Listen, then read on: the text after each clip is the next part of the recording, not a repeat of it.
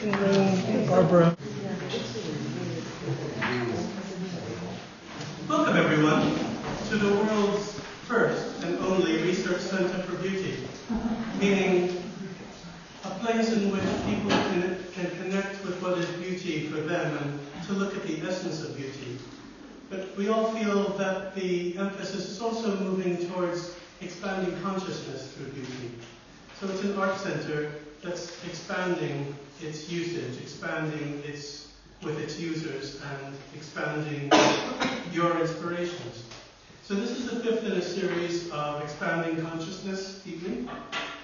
And I'm just going to do the housekeeping things. So the loo is just down the corridor this way and to your left. Emergency exits, you can go out. I have unlocked two doors and opened them. It gets quite warm in here, so I've opened the windows. You can go out through these doors or through the garden or through the main door. And if you could please turn off any phones or any equipment that uses internet, because we don't have the highest bandwidth, so we want to keep the speakers as clear as possible.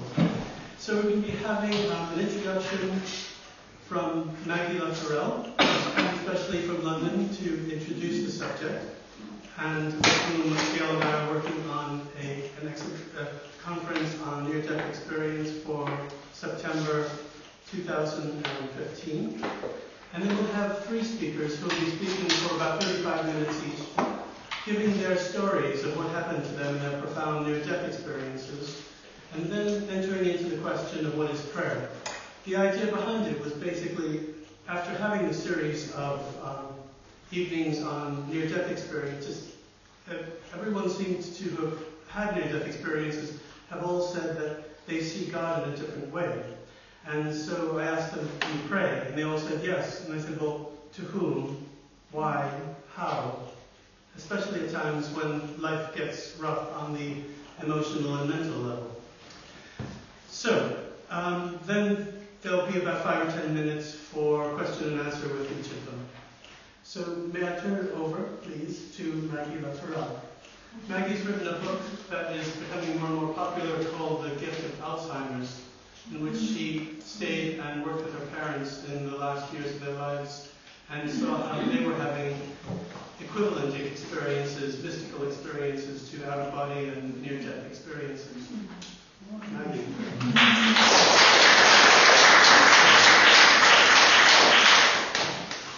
Well, first I want to thank you, Randy, for inviting me. It's a real honor to be speaking here. There's nowhere on the planet I think I'd rather be speaking than right here and right now, so thank you. Can everyone hear me? That's good.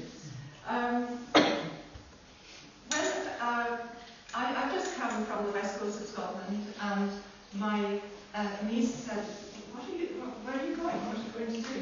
So I showed her the flyer, which said, Maggie Luttrell, near-death experiencer.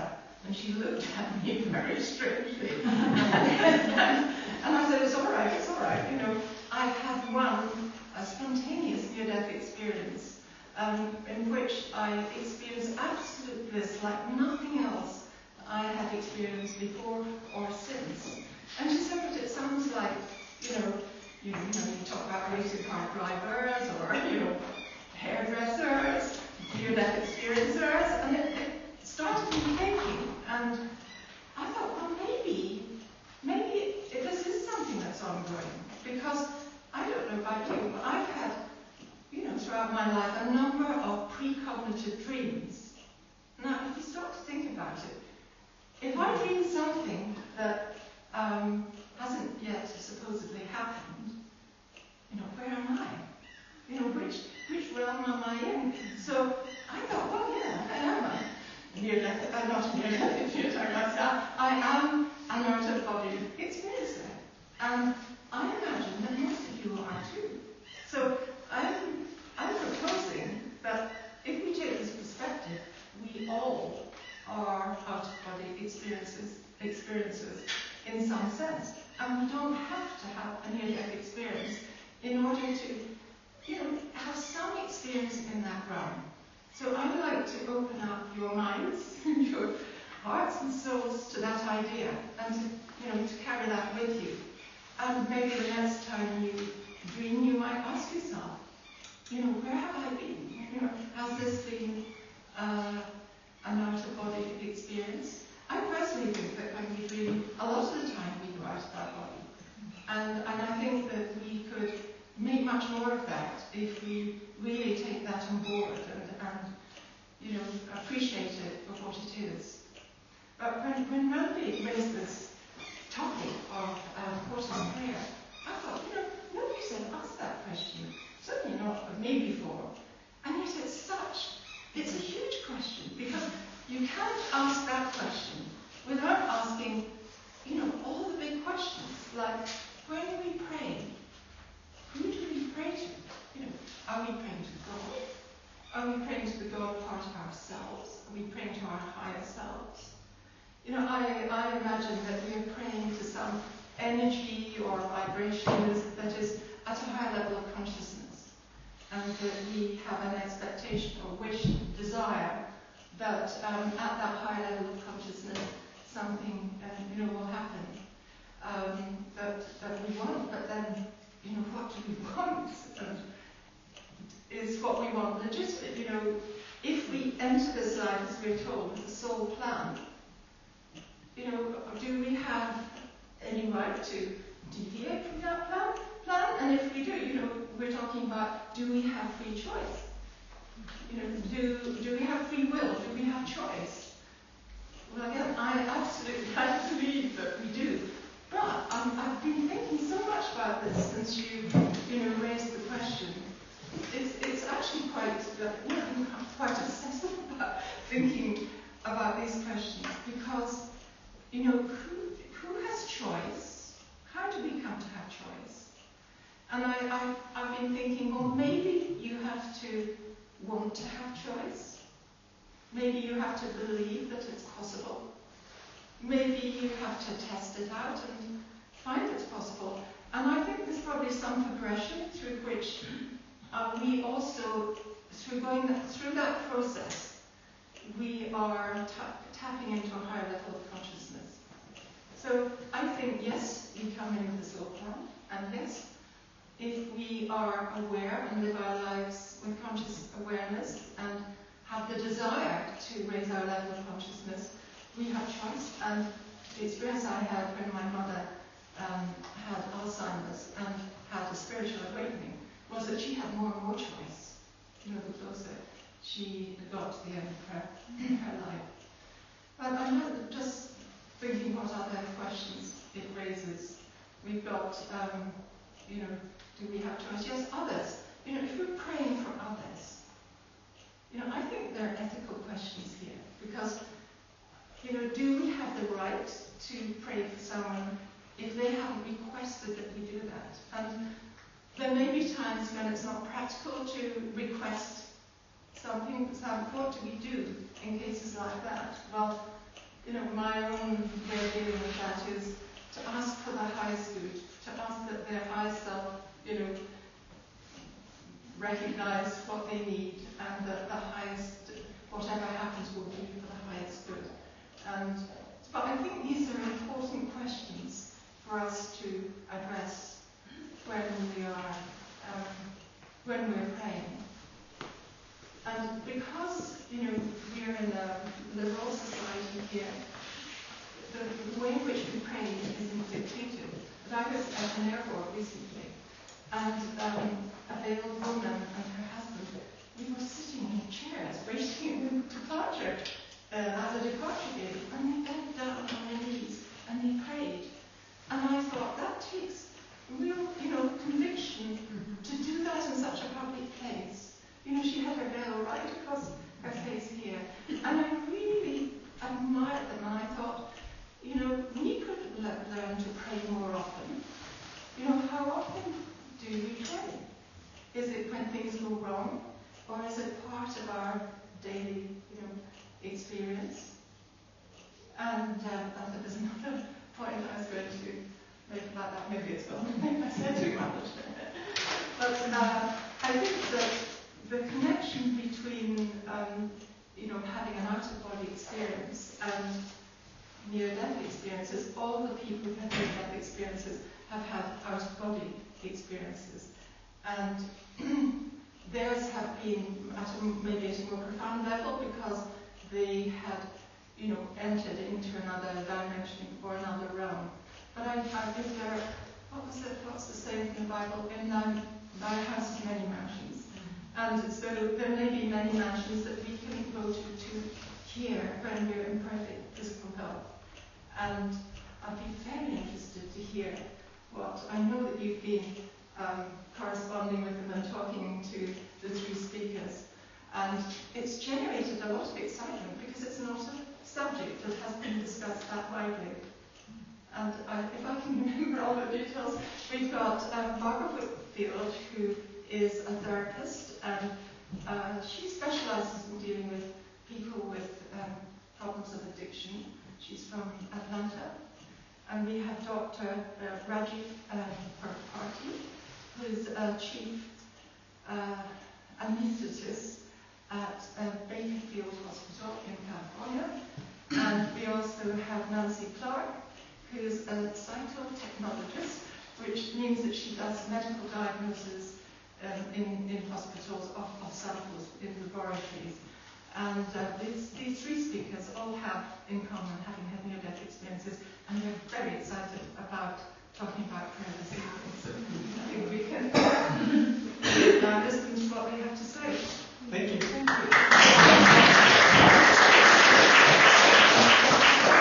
Just to say that over the past month and a half, I've been Skyping and emailing with these people and dropping them questions and giving them quotations. And we've had this round discussion between the four of us, and they got very, very excited. So they've been really well prepared for this subject and sort of have become friends with each other. I'm recording it on a video camera only for the presenters to be able to see each other. Because it's fine.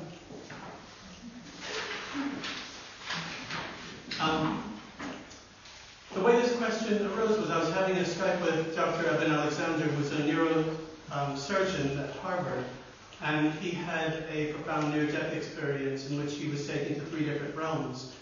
And he had a book called Proof of Heaven and another one coming out soon, and it brought a lot of credibility to the idea of near-death experience. So I said to him, what was your experience with God? And he said, well, he realized that he was part of God, and that we're all part of God, and that the way I sort of saw it was like this, like we all sort of look at life as we're all different creatures, and if we look a little deeper, we see that we're all connected. So I said to him, do you pray? And he said, yes. And I said, well, how do you pray? Why do you pray? And he was kind of,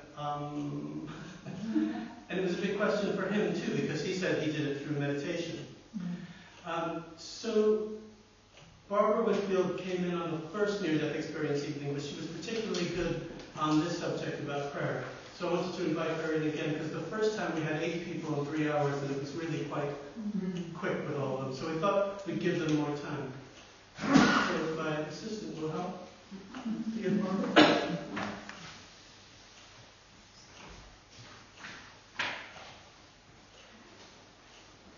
Hi, Barbara. Everybody see me? Yes. Okay. Can you hear us? I can hear you. All right. Yes. We've already done an introduction for you. Okay. And how's the weather there in Atlanta, Georgia? It's very hot. It's blowing. Yeah. So can you see us? Talking on prayer as well as my near-death experience. Is that right? Yes.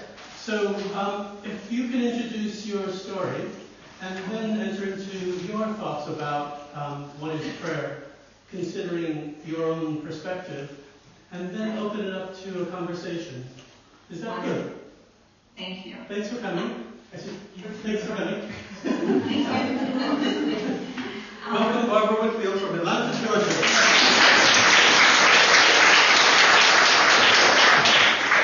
Thank you for this opportunity to tell you my story.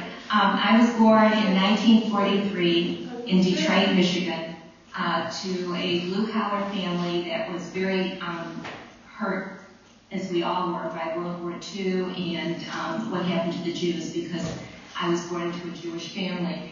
And my parents did not want any kind of religion or spirituality ever mentioned in the house. So talking about prayer, every night when I was alone in my room and the door was closed, I would pray like a child prays. I would say, now I lay me down to sleep, that prayer, because that was the only prayer I knew. And somewhere around the age of 9, I stopped praying. In fact, I stopped believing in anything. I became an atheist at the age of 9 because there had been a lot of abuse in my family, physical, emotional, and spiritual. And I grew up to be what I thought was a very sophisticated atheist, and got married young, so basically so I could get out of my house, and had 3 kids, 3 wonderful young children with the perfect house and perfect clothes and an airplane and a swimming pool and you name it, everything was perfect because it had to be perfect. I mean, our God was materialism. And around the age of 30, I was pushed into a swimming pool and my knee caught and I snapped my back and spent 2 years getting conservative care at that time, which was all kinds of drugs and hospitalizations, but with no help. And finally, after 2 years, they decided to do a spinal fusion. And when they went in and did it, it was much more extensively messed up than they had thought. I had a fracture in my vertebrae, and it was supposed to be a 2-hour operation, and it turned out to be 5.5 hours. And I woke up in a striker frame circle bed. Now that looks like 2 big chrome hula hoops with a stretcher suspended in the middle, and I was living like that for a month. And then I was going to be put in a full body cast from my armpits to my knees. Now at the time they were lying to me and telling me it would be 6 weeks in the body cast, when in fact it really was 6 months.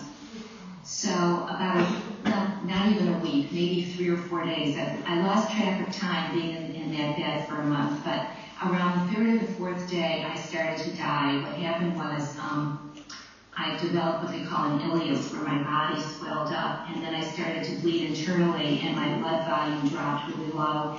And I remember people running in with carts and machinery and hanging bottles, and I remember just screaming, leave me alone, let me die, because I really didn't want to go on living anymore. I was on a lot of Valium, I was on a lot of painkillers, I couldn't be a mother anymore to my 3 children, and I just really wanted to die, not thinking of anything after this. And the next thing, I blacked out, and then I woke up in the middle of the night, and I was out in the hallway. And I looked up and down the hallway, and I thought, well, if they catch me out here, I'm going to get into trouble, because I'm supposed to be in that bed. And I turned around and came back into the room, and I looked down into the circle bed, and I saw my body. It didn't bother me at all. That wasn't me. I was up there looking down at her, and the first thing that struck me was how peaceful I felt, because I don't think I had ever felt that peaceful in my whole life. And the next thing I knew, I was in this darkness that later as a researcher I could call the tunnel. At the time I had no words to explain any of this, but I was moving through something. And my grandmother, who had been dead for 14 years, and I had never once thought of her existing beyond her death, my grandmother was there, and she put her arms out and she pulled me in. And I was back in her arms, and we re-experienced all 19 years of our memories when we were together. And it wasn't just me experiencing her. I know she was experiencing my side of it too. And all the love we had shared. And just everything she meant to me and I meant to her. And I could feel everything I meant to her. And then, without any knowledge of what was happening, I started to move away from her. But from her heart into my heart, what I heard was, or felt, was that she would always be there waiting for me. And the next thing I knew, I was back in my body, back in the circle bed. And I tried to tell the nurses that I had left the bed, and all I heard was, no, honey, you're hallucinating. And about the third time I tried to tell them, they sedated me. So I learned very, very quickly not to talk about it because they would label it as a hallucination, and I didn't want to hear hallucination. I knew I was with my grandmother.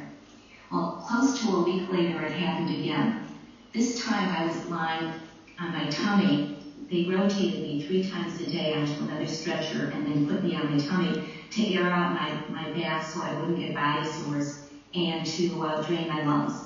So I had been rotated forward, and they had closed the door because I had them keep the door closed after that first experience. My hearing became very acute. All of my senses had become incredibly acute since these experiences. So I had to keep the door closed. And the button to call for the nurse had fallen away from being clipped on the sheet. And I started calling, and then I started screaming because I really needed the bedpan. And as I was screaming, I became hysterical, and I separated from my body. And this time, I was awake. I saw it, and my body was moving away from me. And I was up near the ceiling, and then I was like 50 feet up, which is impossible because the hospital had 3 more floors. I just kept going up, up, up. And the next thing I knew, I was being enveloped by this energy. Now, it took me many, many years to use the word God.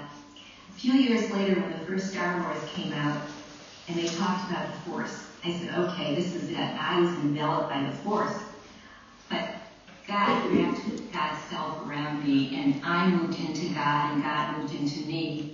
And together, we re-experienced all 32 years of my life. And like with my grandmother, I could see through God's eyes. I could feel through God's heart. I was seeing my life the way God sees my life. And there was absolutely no judgment like I had heard here. And I just kept, as I watched my life unfolding, and I watched how miserable my mother was. She was drug addicted and very, very resentful. Her whole life she had been a victim. And as I watched her victimizing my brother and me, I could hear myself saying, no wonder, no wonder. And those no wonders to me meant, no wonder you are the way you are. You know, look what was done to you as a child. Because now that I had my own kids, I understood what loving children is all about. My mother never knew that. And at the same time, there was like instant forgiveness because I realized that she had an even worse childhood than I did. And as I watched myself grow up and get married and have my kids and hurt my back, what I was realizing was that I was on a lot of drugs now too. And if I didn't do something different, I was going to wind up being just like my mother to my children, and I couldn't do that again. I could not put my kids through it. So when I came back, oh, by the way, I did not come back into my body. I came back behind the nurse's station, and I heard them talking about me, and when my day nurse found me, she was so upset they had to send her home. And that was the first thing. Oh, the other thing was that they were lying to me because the doctor said that emotionally I wouldn't be able to take the idea of 6 months in the body cast. So they were lying to me and telling me 6 weeks. And then I was back in my body. And these 2 nurses came in, and I said to them, I left my body again. And they said, no, honey, you've hallucinated. And I said, no, I left my body. And then I just looked at them and I said, call my day nurse and tell her I'm okay. Tell her I'm not upset with her. And you shouldn't lie to me and tell me I'm going to be in the body cast for 6 weeks when you know I'm going to be in the body cast for 6 months. And they sedated me. Now, 6 months into a body cast, 6 visits to a psychiatrist trying to figure out what I just told you. I wanted him to help me with it, and all he could do was give me antidepressants, which I never took. I wasn't depressed, I was overwhelmed, I was confused, but I certainly wasn't depressed, so I gave up on psychiatry, and I did go visit my rabbi a couple of times, and then finally had the courage to ask him what heaven is in Judaism. And he just looked at me, clueless, like nobody had ever asked him that before, and he said, well, you sit at a table and you study the holy books. And I thought, no, I don't think so. After that, what I did was I went back to school, and I became a respiratory therapist so that I could go into ICU or wherever I was needed. The ER, the emergency room, and ICU were where I like to go. and seek out people who were having these experiences. And they would tell me, I didn't have to pry it out of them, I would never do that, but they were telling me.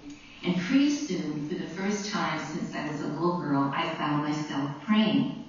Because whenever I would go to work, or whenever I would go to visit somebody at home that was dying, I would say, Dear God, Dear Holy Mother, Dear Holy Spirit, because I heard descriptions from my Christian friends about the Holy Spirit, and I thought, the Holy Spirit's in here too. So I would pray those three, and I would say, please allow me to be a conduit or a channel for your healing energy, your love, your wisdom, and your oneness.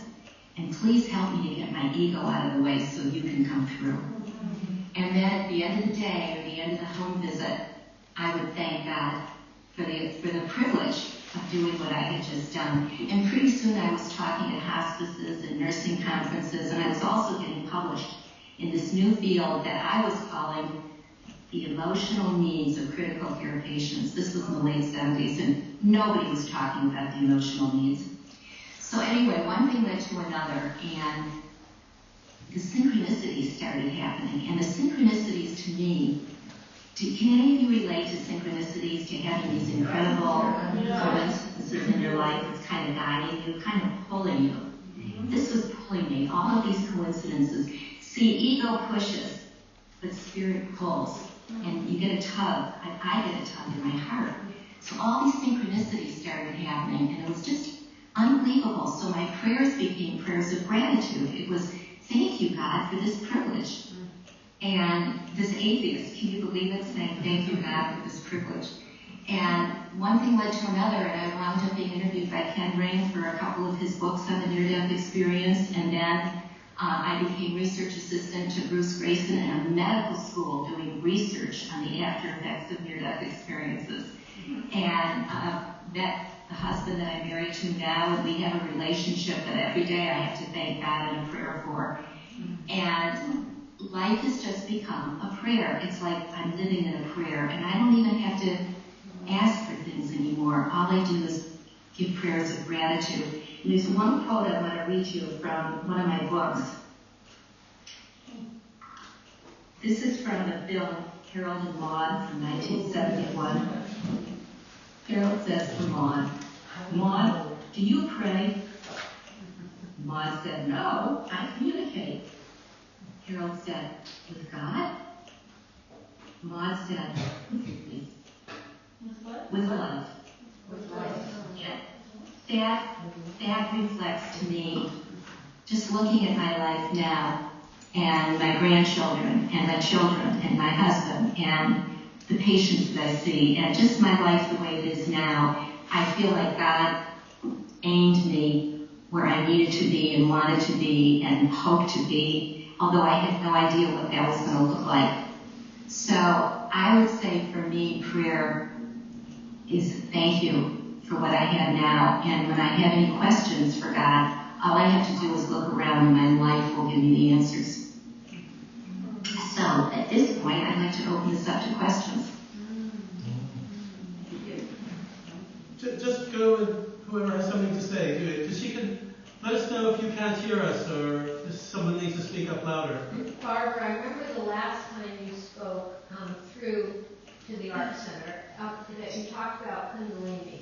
And was that also your experience, or have you been researching it? Yes. And what happened when I met Ken Ring, I had some weird stuff going on that I didn't understand. And coincidentally, the night before I met him, he was coming down to like 20 minutes from where I lived in Florida to speak at a conference.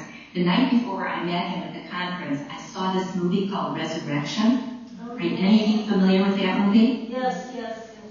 Okay, that would be a good movie to watch as a group because Ellen Burstyn's character in that movie has a near-death experience, and she and I had very, very similar after effects. The only difference was that she came from a southern poor family, and I came from a Midwest family, let's say. But she had that energy coming from her hands, and she could use it for healing. And I was doing the same thing, but I didn't know anything about what I was doing. I just knew when I got my hands on people, especially if they were dying, their color would come back. They would tell me that their pain meds were starting to work. somewhere in there I became an interpreter between them and their loved ones that hadn't been able to talk until now. But my hands were doing something and my heart was doing something where I could see people getting better. Not necessarily getting healed because some of them needed to die. But, I mean, we all need to die eventually, let's face it, and I didn't want to get in the way of that, but I wanted to help people to have a more comfortable death. And then even in the ER or in ICU, I realized when I got my hands on people, their pain started going away. So I met Ken, and Ken asked me in the middle of this group to get up and tell my experience, and I had never told my experience before except to the psychiatrist. And I was terrified. I got up and I talked about it, and then I talked about seeing this movie the night before. Anyway, Ken and I went and had lunch after, and he gave me the word Kundalini. He said, have you ever heard of this? And I said, no. And he said, could you get some, go to the library or go to, I don't know where, and get some books on Kundalini and then write me at the university and tell me what you think. Well, the first books I got was Kundalini, Psychosis or Transcendence by Lee Sanella. He's an MD. He started off as an eye doctor and then he had a Kundalini experience. He became a psychiatrist trying to put it together, and his book is very clinical. And It's Sick Bentop, Stalking the Wild Pendulum, and then a third book by John White, which was a compilation of stories, and not stories necessarily, but opinions on Kundalini. Well, we know about it in the West here. If we're doing yoga, or if we're having acupuncture. This is the energy that in the East they work with to help people heal, because to just treat the physical body isn't enough. You've got to do something with that energy field to move the whatever it is out that's making the person ill. Well, I got so excited reading all of this that I finally wrote Ken and said, listen, I got to talk to you about this Kundalini thing. Can I come up there? And this was before the internet. He said, Barbara, a letter went out to you yesterday inviting you up. So I went up to University of Connecticut, and he interviewed me for 4 days. And it turned, I was one of the key subjects in his book, Heading Toward Omega. And what he's saying in this book, and I totally agree, is that any deep spiritual experience, it doesn't have to be triggered by being near death. I've mentioned 14 other triggers in one of my other books. And these triggers start to raise this energy. And for everybody it might be different. But there is this energy coiled at the base of our spine, or it appears to be coiled at the base of our spine. Some scientists believe it's all in the brain. And it moves up our spine, and what it does is it kind of burns away our ego. And if we don't cooperate with that, if our ego fights it, we're going to get into all kinds of problems. So I could go on and on about Kundalini, and I will if there are any more questions. This definitely, if you've had any kind of spiritual awakening, this energy is going to be aroused. Did that answer your question? Yes, thank you. I'll wait till you come. Next year. Exactly. Thank you.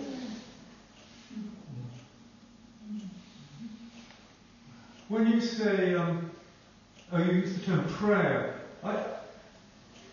do you see two distinct forms of prayer? Prayer is something you want for yourself, and something you want for somebody else, like healing your own sickness or some friend who is sick.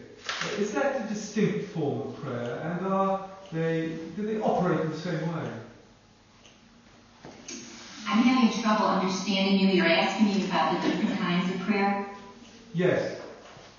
Okay. I'm not an expert on prayer. I'm an experiencer of prayer. Let's put it that way. I know that the kind of prayers that I did that were written in another language certainly didn't make me feel any more close to God. The prayers that make me feel close to God and connected with God many times are the ones where I'm asking to get myself out of the way so I can help somebody else. Those are the prayers to me that are just so profound and have almost an instant answer. And then the other prayers that I've noticed is when I'm in deep doo-doo with a family member, because that still happens. It happens a lot because I'm not in the same energy plane anymore that they are. I mean, they're still into materialism. So there's nothing wrong with materialism. Believe me, I love it too. I have fun. It's a playground, but it's not what life is really all about. So when I get into deep doo-doo, especially with my kids, who are now in their 40s and 50s, I pray, dear God, please get me out of the way so you can come through and I can help them resolve whatever it is. You know, even if they're going to want to blame me, I want to know how to handle it. Boom, every time. I'm so grateful for this. I step out of the way. If I would have stayed with my ego in those instances, I would have felt really beaten up.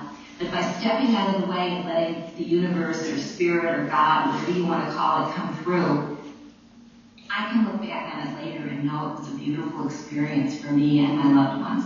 So that's a different kind of prayer. And then, like I said, the prayer I have now, and it's so hard to explain this, but we talk about the levels of consciousness in, Charlie and I, my husband and I wrote a book together called The Power of Humility. And the third and the fourth levels, the two top levels, in the third level, we're a partner with God. We ask God to come in and partner with us. In the fourth level, we're one with God.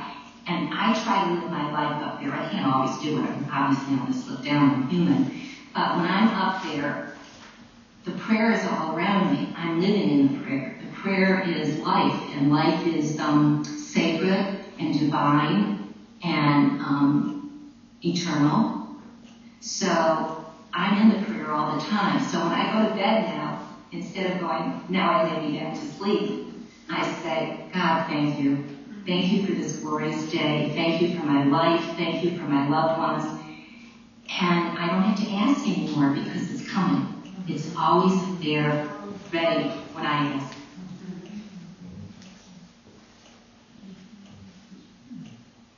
Have I left you all speechless? I was wondering if you could say anything more about seeing through God's eyes. Oh, yes.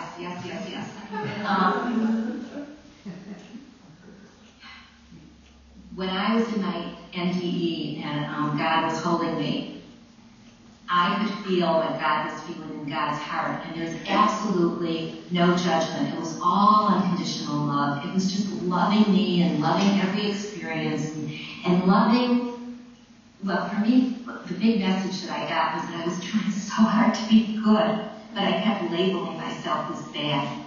And through God's eyes and through God's heart, God showed me that I was good, that everything about me was good, but that life is tough. And sometimes you're going to feel like you're bad, but we're really not bad, we're struggling.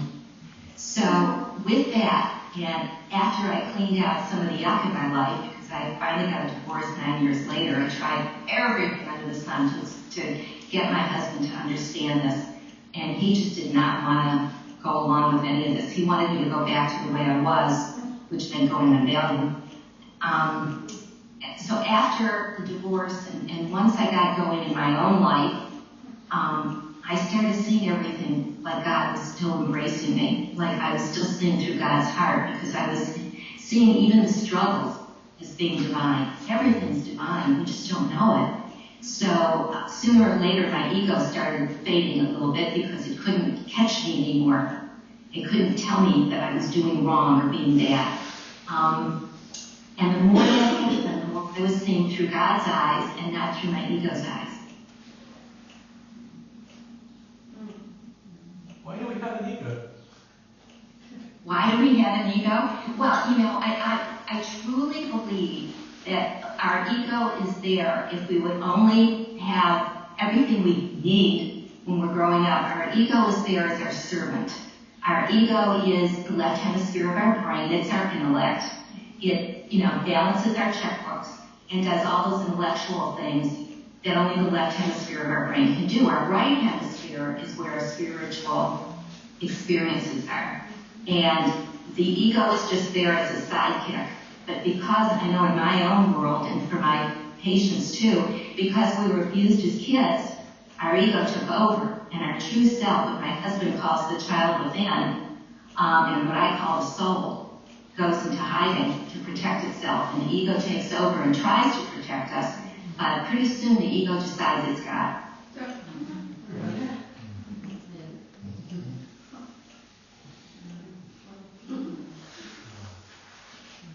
when you sat in God's lap, what was it?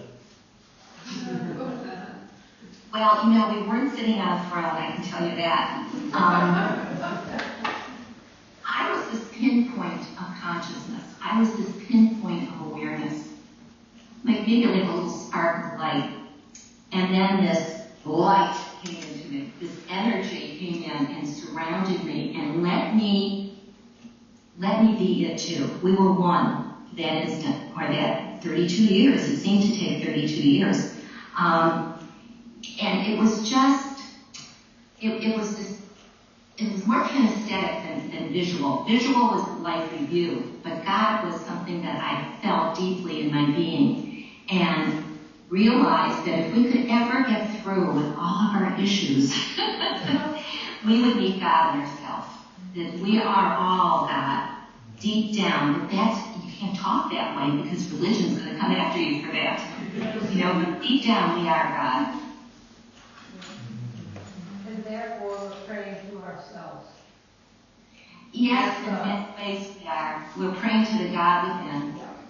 And at the same time, there is a much greater God that we're only a little tiny part of. I mean, if we really believed we were God, we'd get into big trouble with arrogance. And what I tried to do over the years, and I think what's helped me the most, is be humble. And I don't mean being a doormat. I mean, Charlie and I define humility as the openness and the willingness to learn more about ourselves, others, and God. This is all a big school. This is all a big learning experience.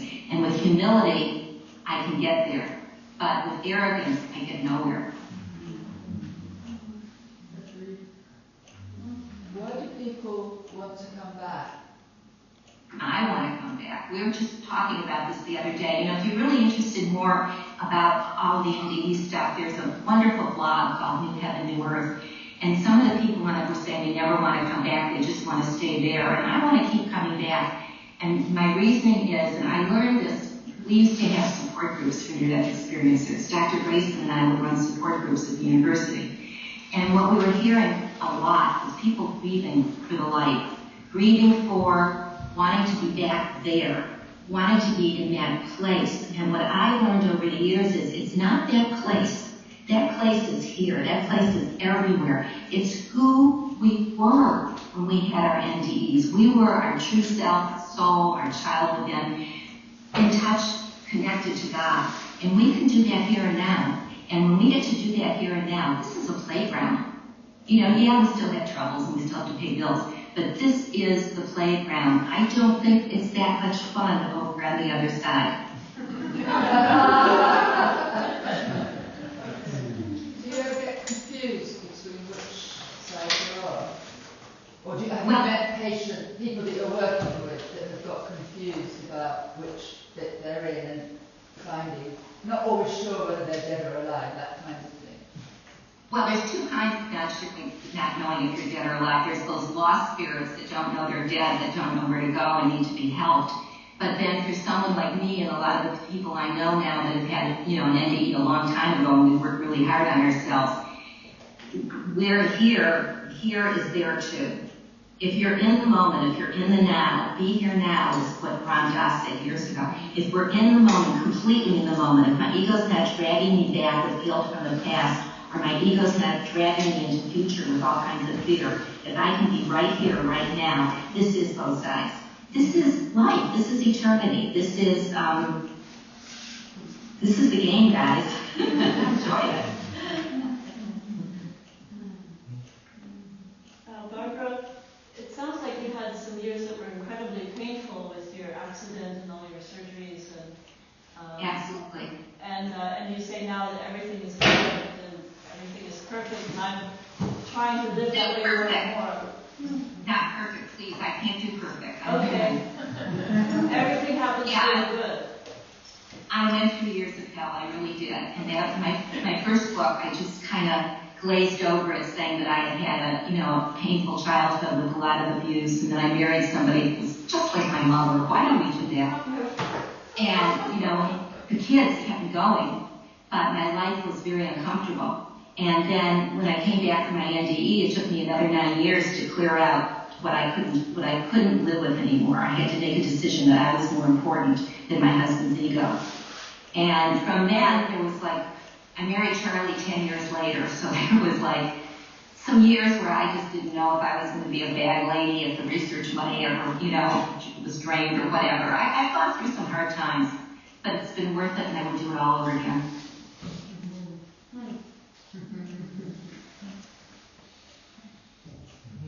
Question? Barbara, if God is within and we are God, how... I'm sorry, can you raise your hand? Who's talking now? Hi. Okay, Hi. Hi. If God is within, or we are God, how do you pray to God within and we are God? Because there's no separation. How do you pray? How do I pray? With intention to have the help that I believe I need to do what it is I want to do to help somebody else, or just intention. Do you know what I mean by intention? Yeah. I intend to help somebody die peacefully, and I pray for that, and I go in there, and it's kind of like magic happens, and I'm not doing it. It might be coming through me or all around me.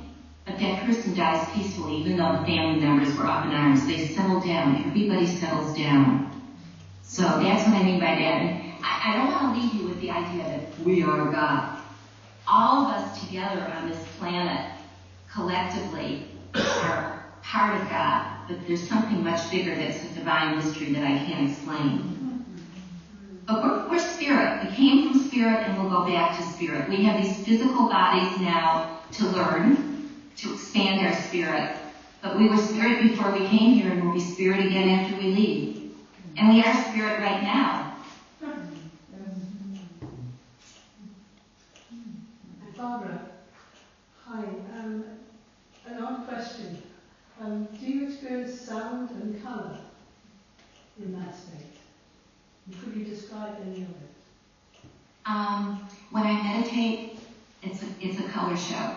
Sometimes I see the colors, and sometimes they're the colors of the chakras, and sometimes I can't explain them at all. And I definitely hear sound to the point where I went to see a ear doctor. Because they call it tinnitus. But I'll tell you what I've identified it as is high C. And high C, and I'm not a musician, I don't know anything about this, but I was told that high C is the note of the spheres. And if I would focus on it in meditation, it would be good, which I've done. And it's a very easy way to meditate, because instead of hearing my voices chattering and trying not to, get caught in them, I listen to the tone, and it's quiet. It's just the tone. Thank you very much. Well, thank you very much, Barbara. Thank you. Thank you for having me here. I'll see you in Chinatown soon. Yeah. Bye, everyone.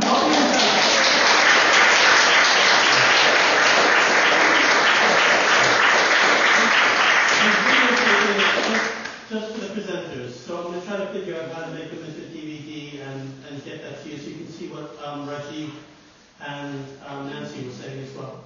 And they want to see what you're saying. Wonderful. Thank you, Randy. Bless you. Thank you. Just to say, Barbara was speaking about her husband, Charlie. It's Charles Whitfield, who wrote the book a long time ago called The Inner Child. So they're working together and writing lots of books together. So that's why she mentioned it. I think she's in her 70s. But she's coming for the conference and meeting me in Chinatown. Party. We've been having Skypes, and he explained to me that he's from the Hindu tradition. He's from India, but is living in California. And he said when he had his near-death experience, he met with the Archangel Gabriel. He was quite surprised to see that he had a kind of crossover between religions.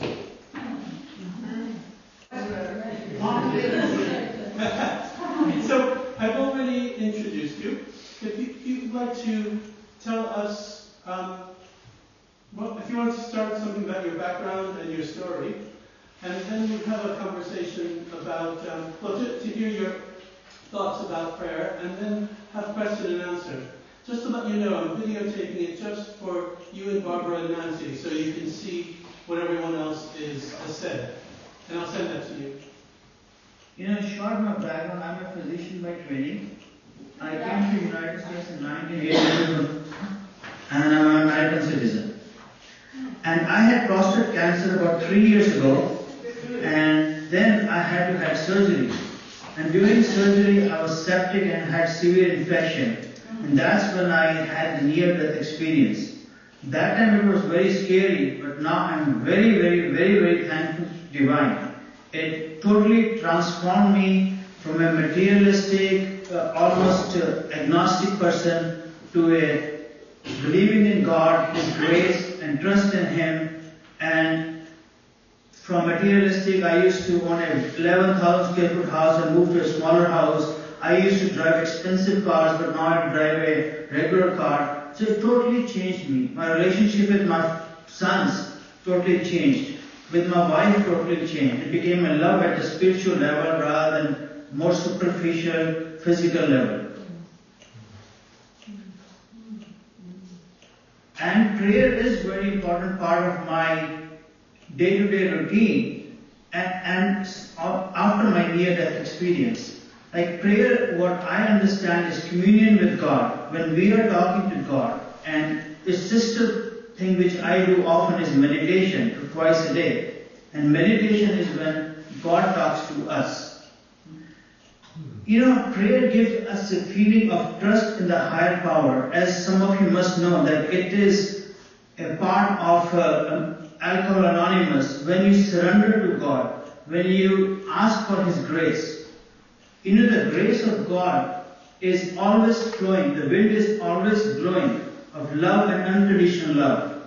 And prayer is the unfolding of the mask.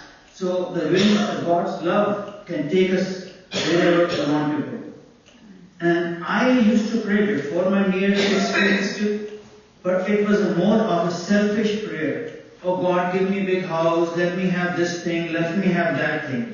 But since my near-death experience, my prayer has become for more peace, for love and joy in life. Prayer helps heal our soul and heal our heart. And that's what has really changed me. For example, many of you may have seen the movie Secret. And I used to have a vision board made, a house on the beach, a Lamborghini in my garage and everything. But one day, I went to the ocean. It was made of cardboard. I floated it away. And with the simple prayer, God, thy will be done. Just teach me to be happy in whatever circumstances you put me. I give up my worldly desires.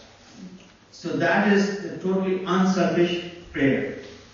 And in my near-death experience, I was helped, though I'm a Hindu, I was helped by Christian angels. Michael and Raphael. And then I got connected to them and also Angel Gabriel. Like right now, I pray to Angel Gabriel for being successful in talking to you guys so I can communicate the word of God. And God used me as a vehicle for communication, His message and my message which I learned by God's grace, which is 3 words: forgive, love and heal. That is my mantra: forgive, love and heal. And I say, forgiveness at the own level, forgiving my own self for the things I had done was the hardest forgiveness. Then you forgive others. And then you love yourself, because you cannot love others unless you love yourself. And then you heal. Your soul heals. Your relationships heal. So prayer is a very important part of my day-to-day routine and the unselfish prayer. I actually pray the serenity prayer, which is called in America. God grant me the serenity to accept the things I cannot change, the courage to change the things I can, and the wisdom to know the difference. That's one of my beautiful prayers. And prayer leads to feeling of love, peace, joy, and contentment. It helps us determine God's will for us. What is God's plan for us? What is the soul purpose? what is the contract we have before God. Prayer helps us clear the illusion. Just to say that you moved something and it made the sound not as good. Yes? Now? Perfect. Much better. Thank you. Okay. Thank you. So should I continue right here? You will ask me questions. Please do. You know, prayer helps, as I was saying, helps us determine God's will, God's plan for us. Though God loves us unconditionally, that's what I experienced in my near-death experience. But then God has also given us free will. And that's by prayer, one is able to commune with God and determine what his sole purpose is. Like for me, since my near-death experience, I gave up my career as an anesthesiologist, and now I talk to people about my near-death experience and spread the message of forgiveness, love, and healing. And prayer, actually medically speaking, leads to less stress. You know, like your heart rate goes down. You have a feeling of contentment, of love and joy. And medically, de-stressing is very important. Nowadays, 70% of modern Western diseases are based on stress, like heart attacks, high blood pressure, diabetes, addictions, depression, chronic pain. These are all results of stress. And so prayer is not just a spiritual thing, but it helps heal the body too, apart from the heart. Actually, they have done some medical studies.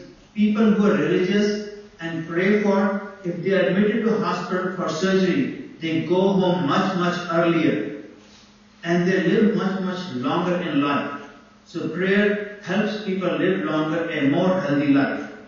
And the beauty was, there was a study done where the people after surgery didn't even know they were prayed for. That somebody else or a group was praying for them. And they also went home much earlier and healed faster. So prayer is a very important, especially the unselfish prayer that is communion with God. As I said before, it is unfurling of the mast in the wind of God's love and grace. I wonder, Rajiv, if you could tell us what happened in your near-death experience and where you went and what you saw and what you experienced on the other side. Okay, in my near-death experience, after I was put under anesthesia, about 15-20 minutes later, I found myself floating near the operating theater's ceiling. And I could see myself being cut open. And I could see the infected fluid come out. Because I was in severe infection. And I could hear the whole conversation. So much so, the anesthesiologist told a joke, which I repeated to him later. And it is not a clean joke, so I can't repeat it now. Because as an anesthesiologist myself, part of the anesthesiologist's job is to entertain everybody in the operating room, while taking care of the patient. So from there, my consciousness, my essence, separated from my body. I had an out-of-body experience to begin with. And then I saw myself in a hellish realm, where there was fire, where there was thunderstorm. And I wondered, why am I here? And the realization I was given that so far my life has been just about me, has been very selfish. How can I get, if I met somebody, how can I get something from them? I didn't mind, as they say, stubbing other people's toe as long as fulfilled my desires.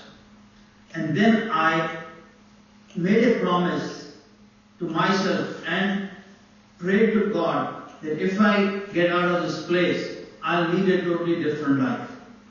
Full of love, full of trust, and full of service. Actually, I use the Sanskrit word seva, which is service with gratitude, unconditional service, helping a fellow human beings.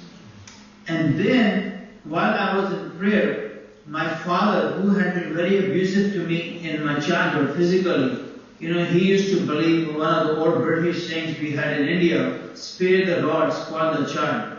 But he showed up and led me towards a tunnel. and he was very loving and kind. And he said some words of wisdom to me, which I still remember and follow every day.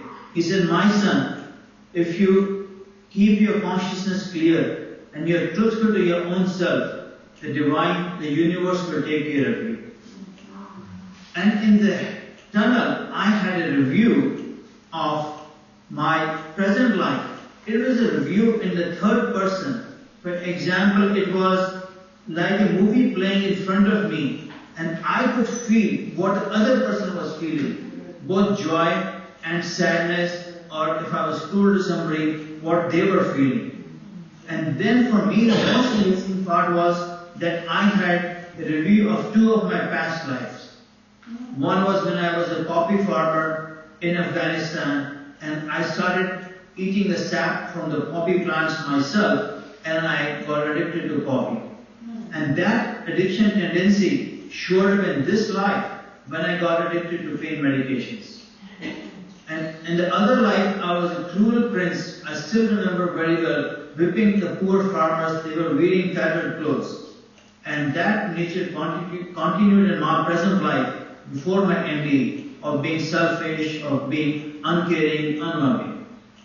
And after the tunnel, I went to a place where I was greeted by two robust, young-looking men.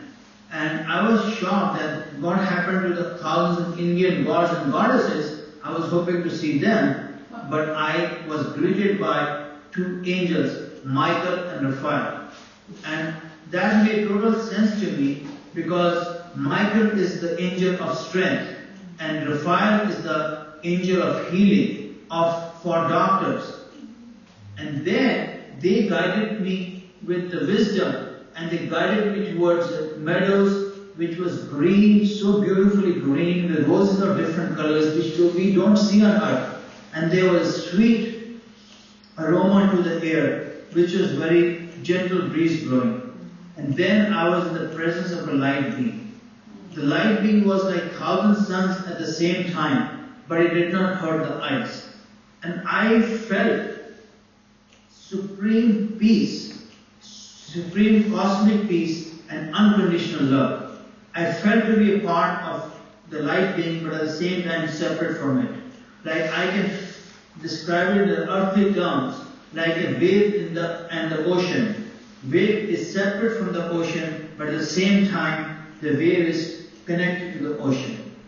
I realized the few eternal truths in my life which I want to spread. The eternal truths will be like there are higher beings, ascended masters, they are angels who are always ready to help us. We all are made of love, and we are all connected to each other. And the divine love is unconditional and is for everybody to experience it.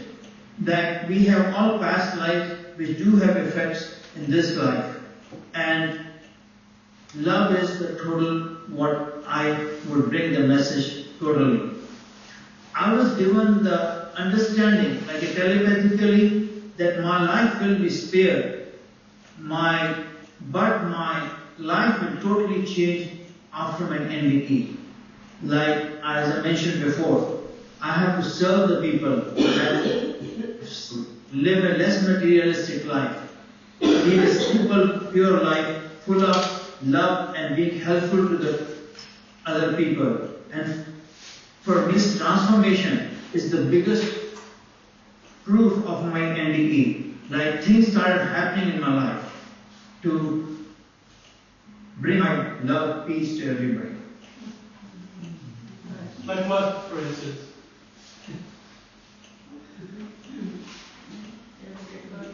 When you said things started happening in your life, synchronicities, is that what you Yeah, mean? exactly. For example, my huge house, like for example in my house, we used to use iPhones to talk to each other. And it was so huge that my electricity bill would be $3,000 a month. My mortgage payment was $15,000 a month.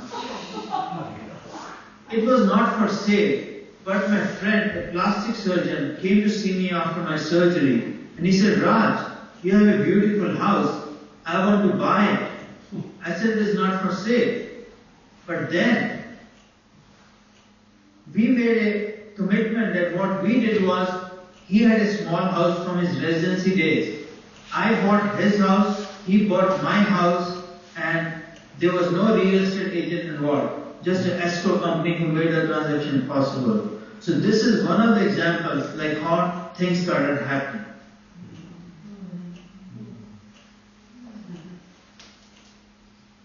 And to what do you attribute that? I attribute that to the transformation I went in my near-death experience. The love, the peace, and the purpose in my life I felt in my near-death experience.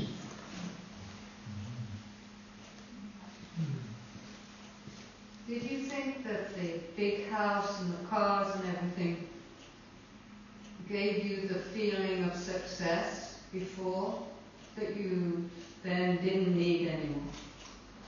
Exactly. As I mentioned before, I'm a first generation immigrant to United States.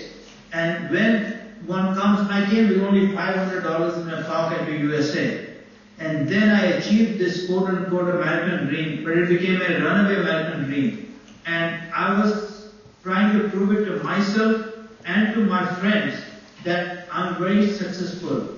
Like these material things not only just made me feel egoistically successful, but it made me feel successful in front of my friends.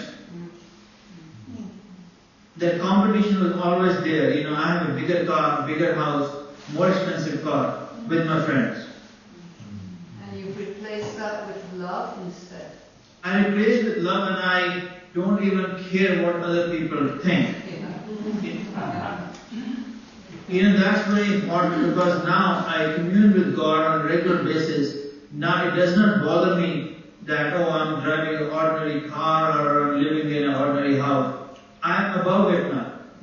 Do you still have the same friends? You do feel that way? I had true friends because they were more my colleagues before, and I had the same friends, but they see a change in me, and slowly they are coming around too. They're giving up materialistic things. They become more meditators and more prayer.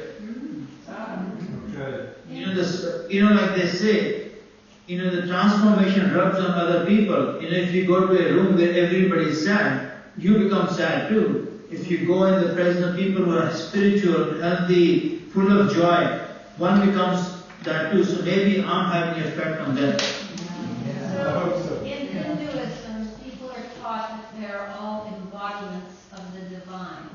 Do you feel that when you're praying, that you're praying to an inner God that's also a bigger God? I believe we are all pieces, we are all have God within us. Like I mentioned, the feeling I had was like that we are part of God, but we are separate from God too. So that's why when I pray to God, I am praying to God as bigger thing than me. But at a deeper level, the prayer helps us get rid of the illusion that we are separate from God. So in Hinduism, would you describe yourself as a bhakti? Exactly, bhakti, and then it leads to the realization that all what really exists is Brahman, which is the supreme nature of the divinity. And one of the things I realized in my near-death experience, the true nature of consciousness, which is described by the Sanskrit word Sat Chit Ananda. Sat means truth, Chit means consciousness, and Ananda means supreme bliss. Truth, consciousness, and supreme bliss. I know it's a silly question, but I really want to know what consciousness is. Consciousness is something which cannot really be defined. It is by definition beyond materialistic time, space, and matter. It is our essence. It is the divine spark in us, which can't survive the body. It uses the body to manifest, to talk, and even God needs us to use us to talk, to serve serve our fellow human beings. So consciousness is a divine spark in us. The last speaker was Barbara Whitfield, and someone asked her, did she want to come back again after this life? And she said, oh, she really wanted to, and this was like a playground. I was wondering what your thoughts were about that.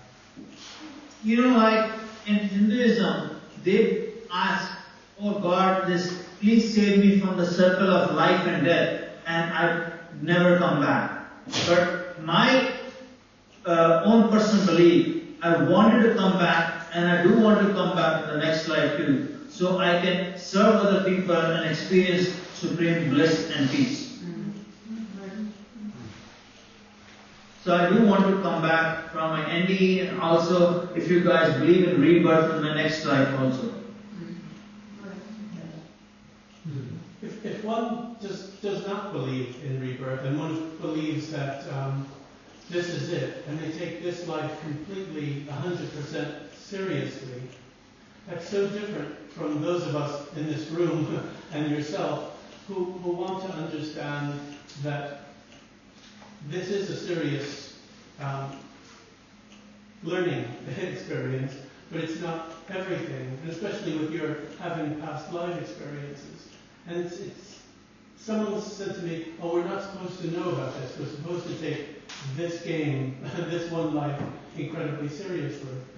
It's such No, I I agree with that. This one, I may be born again, but I'm not going to be born in this body or as Rajiv Party again. So one has to assume to live the life to the fullest, of serve others as if this life was the only life we had. Because the fact is, I'm never going to be born with this body and as Rajiv Party. I thought that what gets reborn are one's samskaras. Yes, samskaras are the tendencies we carry over from past lives. You know, like soul tendencies, like in my example, my addiction to pain medications and my cruel nature was carried over from the previous life. And one can transform in this life, and my whole message is to help people. Like I'm doing a workshop at the IAMS, like the big convention of near-death experience people, for the people to experience the benefits of near-death experience without having a near-death experience. To feel that love, to feel that joy, to feel contentment and feeling of purpose in life. That is my goal of helping people experience NDE-like feelings without having an NDE. Could you give an example of what you teach them to us? It starts with meditation and prayer. And meditation gradually transforms from inside, and prayer, God's grace, helps us transform inside. It doesn't have to be forced transformation. And gradually the things start changing. Then when it's prayerful, in prayer, as I said, one starts to feel joy, peace and love along with meditation.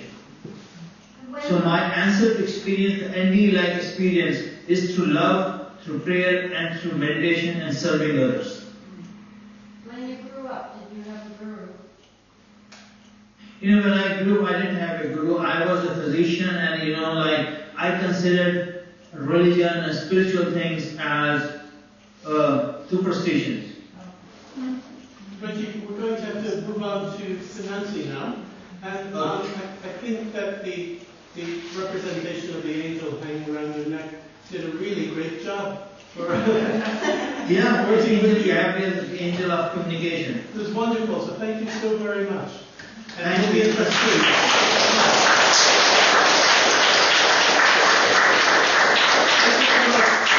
Thank you, Andy. Thank you. Turn the light on so the next person can see us. So the next person is, and last person is Nancy Clark, and she's quite remarkable. I'm not going to say much about her, but no. That was Nancy Denison. They both live in Ohio. They're both Nancy's. They both were taken to creation by the divine, but they're different Nancy's. These lights are just shining right in our eyes. Okay, I'll turn it off. One thing at a time, let me just do this. Hi, Nancy. Hi, Randy. That's my new friend. How are you? I'm doing great. I'm so excited to be with all of you. Sorry we were a couple of minutes late. So That's okay. here's everyone. They can all wave to you. Hi, everybody. Thank you for coming. Could you tell us about your story, and then tell us about what you think about prayer, and then we can have question and answer.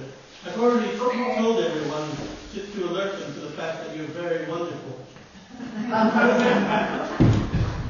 Isn't he wonderful?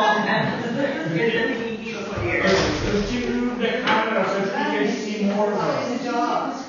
She's in the dark again. Like, One thing is, she needs to face the light. is there any way you could face the light, as it were? They want to see you better. And if you could tip the camera, can you tip the camera? Can you tip the camera so your head's more in the middle? Very good.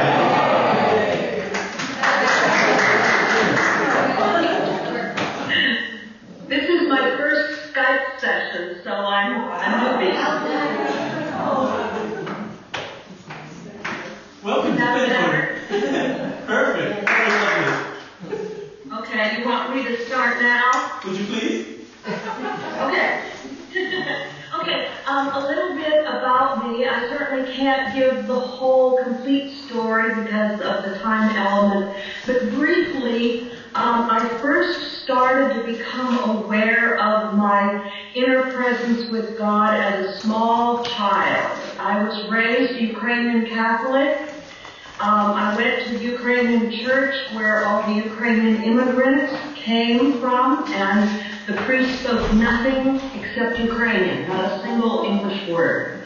So as a child, I had no idea what I was sitting there for 2 hours listening to. I remember a particular day sitting in church, being bored out of my mind, and Mother had always told me that God can hear you if you talk to Him through your mind, you know? God can hear everything. So I thought, well, I can, maybe talk to God for these 2 hours I'm sitting here in my mind. Now, bear in mind, I'm guessing about 4 years old at the time. I could remember sitting on the pew and my little legs were just dangling over the edge of the pew. So I was very young. I started talking to God in my mind, and soon I was transported unknowingly to a different place. I no longer saw the priests, the altar boys, the stained glass windows. I was in a misty, foggy place where my friend God was. Now, I didn't see God, but I knew He was there with me. I was feeling such love, such joy. I loved being with my friend God. And I started telling Him all the little things I did as a child that week. Pretty soon my mother's elbow nudged me and said, "Come on, Nancy, Mass is over." 2 hours had flown by so quickly. I remember saying to God, "Oh God, I have to go now. Thank you for listening to me. I love you very much." And I distinctly heard a masculine voice in my head saying, "And I love you too, my child." And since that moment, my life blossomed spiritually. I mean, I felt God's presence with me so intimately through the rest of my life. I had even contemplated becoming a nun. That's how devoted and loving I was to the God of my understanding. I'll skip over the part where something happened in my life with the priest who abused me mentally, if you will, and convinced me that God no longer loved me, wanted no part of me whatsoever, told me never to pray again, never go to church. God thinks that I am the worst despicable human being on the face of the earth. And after a month of 3 sessions every week, 2-hour sessions with him, at the end of that month, I believed everything the priest had told me. I bought it lock, stock, and barrel. So I could never pray to God anymore. I went to a church one time thinking maybe God will forgive me. And as soon as I went in, I just felt despicable. And I felt I couldn't stay. God didn't want me there. So for 16 years, I lived this way without God's presence in my life. I thought I was going to hell at the end of my life.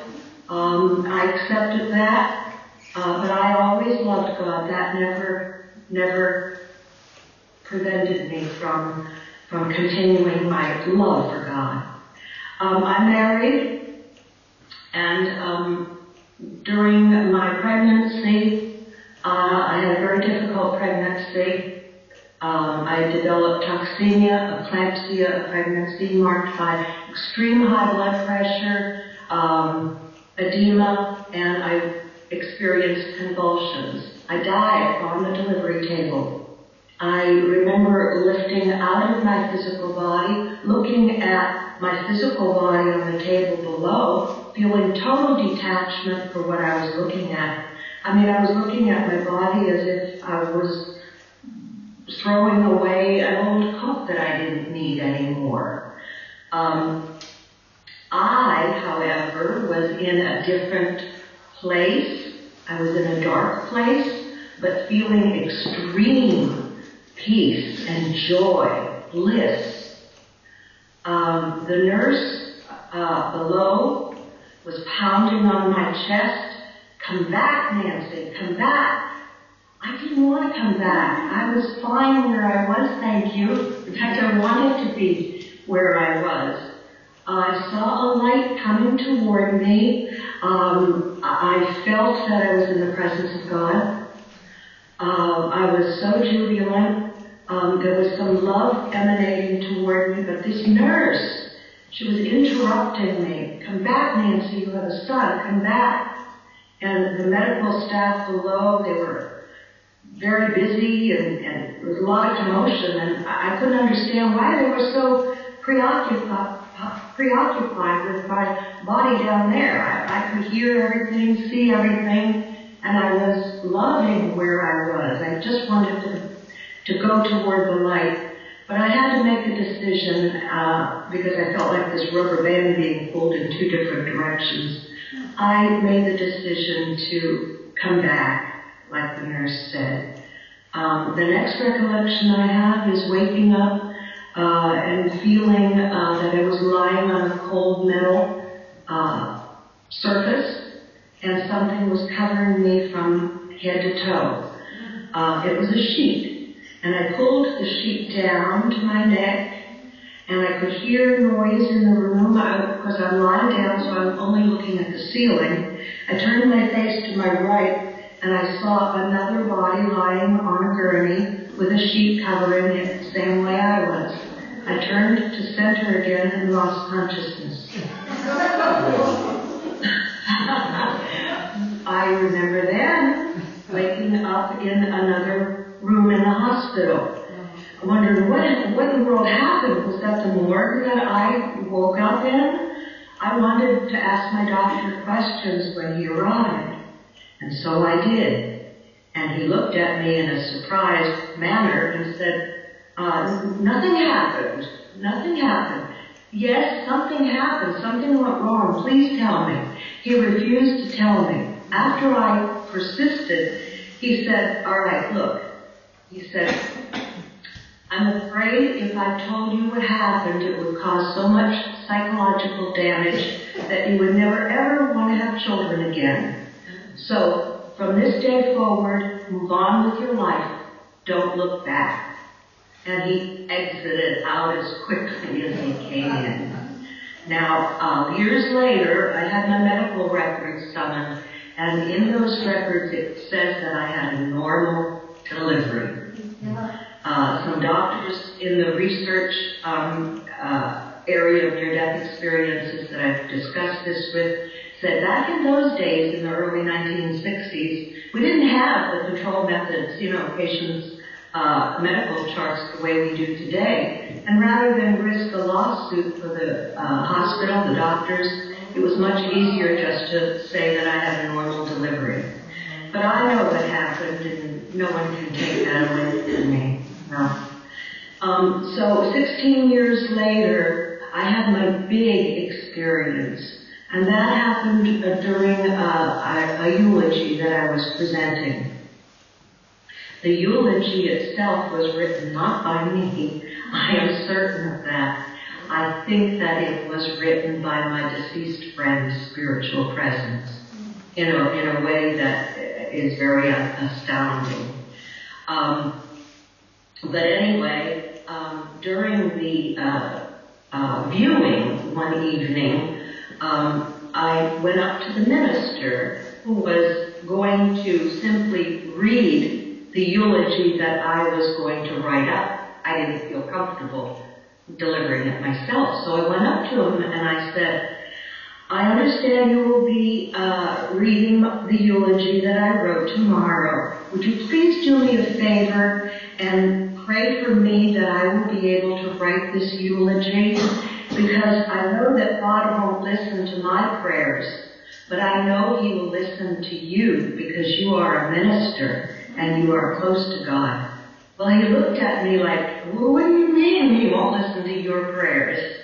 But you see, I was devoid of any feeling that God could love me. You see, He didn't want to hear from me, according to the priest of so many years back.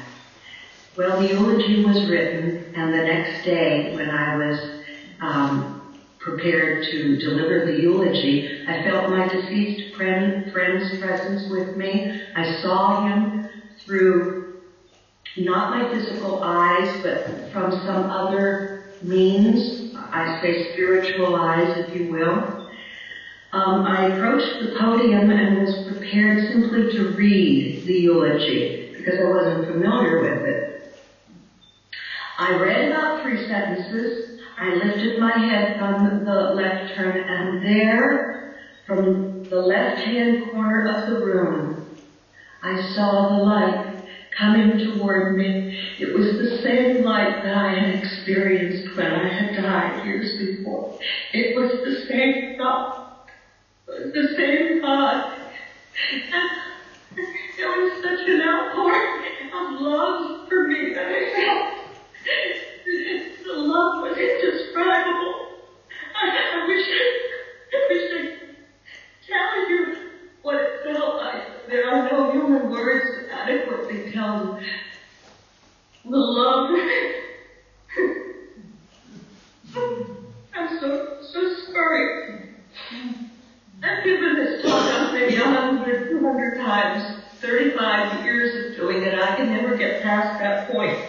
Because I'm right there again. I'm right back in the memory of what I experienced. And my body is just being filled up with the love again. And I need release. And it comes out in the form of tears.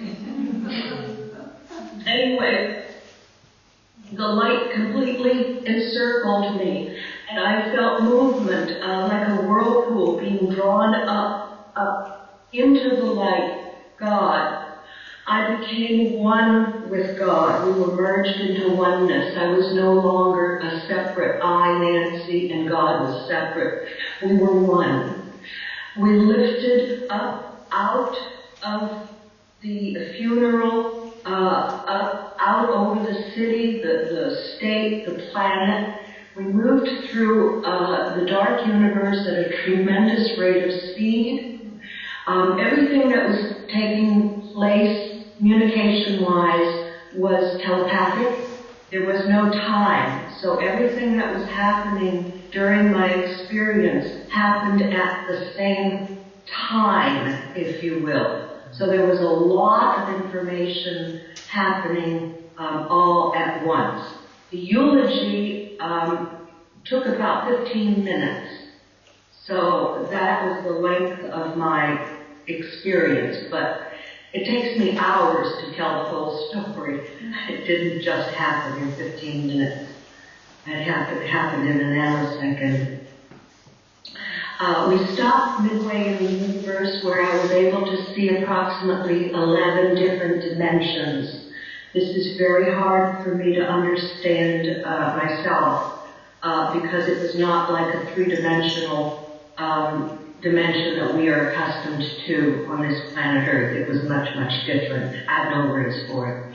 God took me back to the creation of the universe. I was led to understand that everything emanated from the light source God, from everything. So that everything at the core of its being is composed of light. The same quality as the light God. Then we were coming back toward Earth. I was allowed to see all of the social injustices taking place, the murders, the wars, the drunkards, the alcoholics, every bad thing imaginable.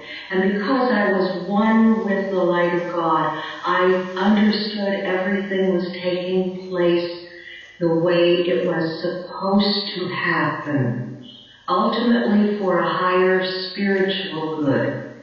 Now, we human beings cannot fathom this. Our egos want to understand how in the world can all these bad things that are happening in our world can have meaning and purpose.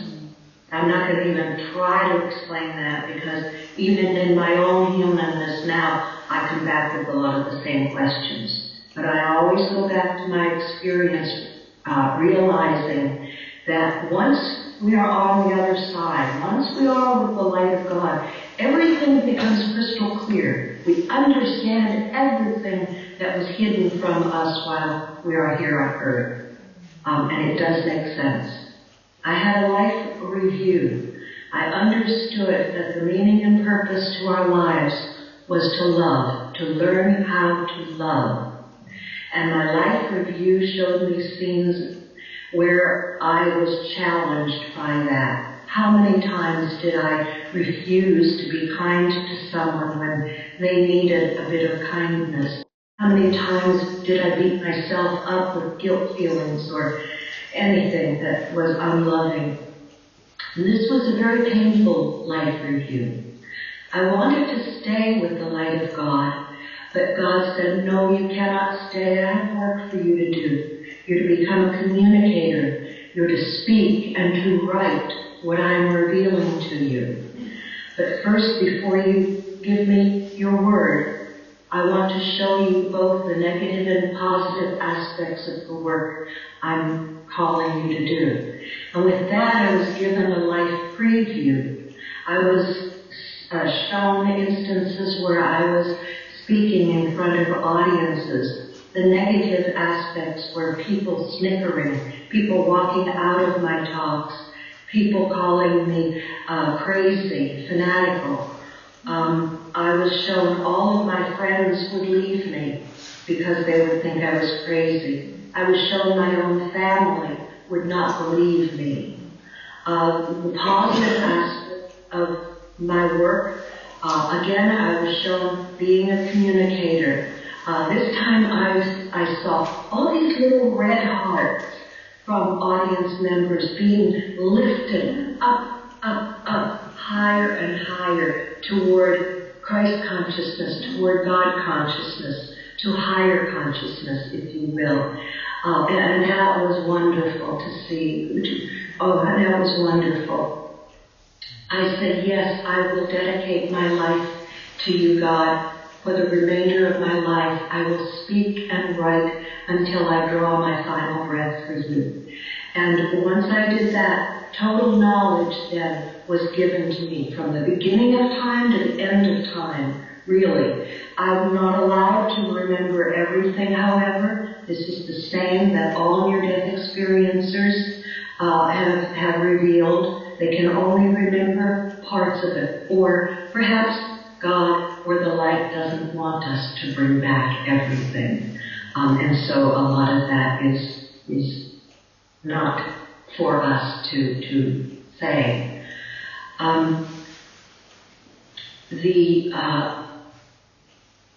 When I gave my commitment to God, then God said to me, with the gift you have received, go forth and tell the masses that life after death exists, that you shall all experience my profound love. Love is the key to the universe.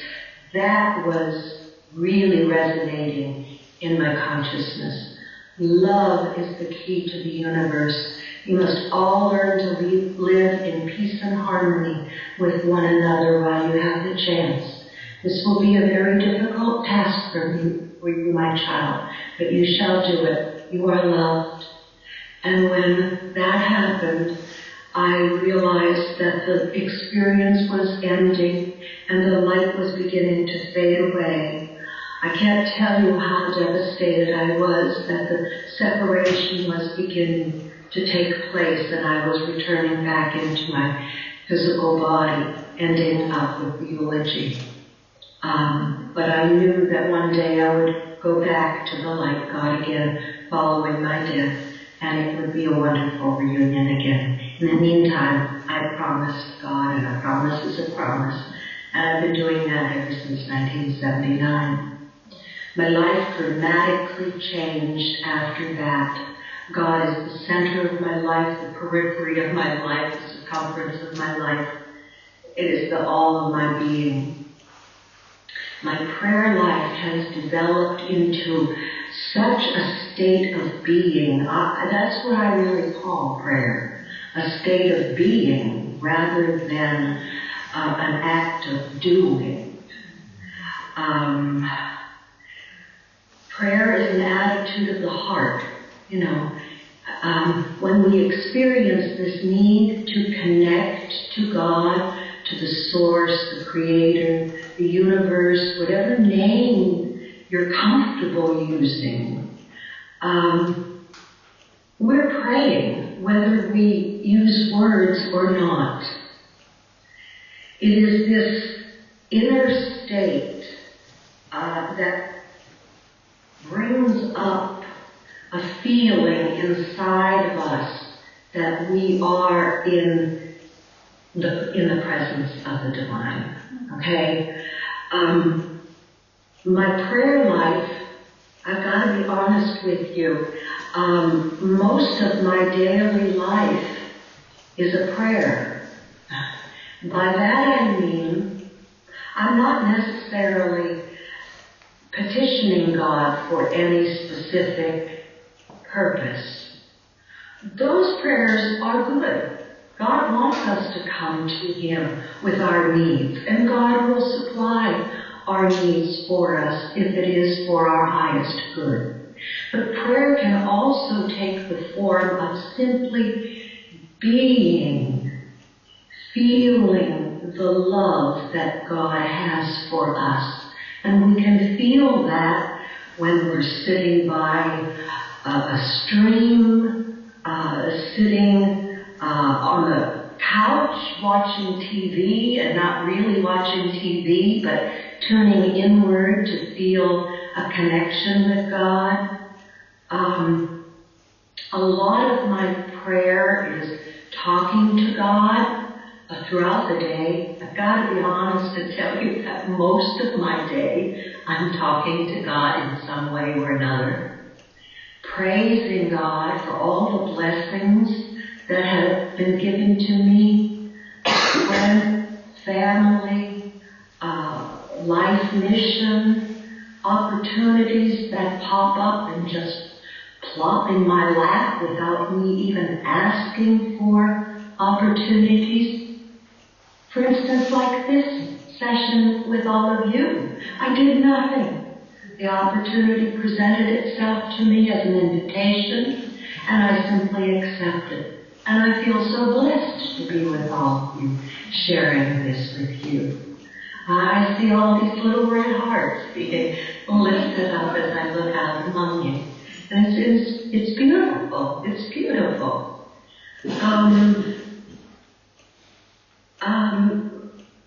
I love just feeling gratitude. I think this is a big part of my witness story that I want to share.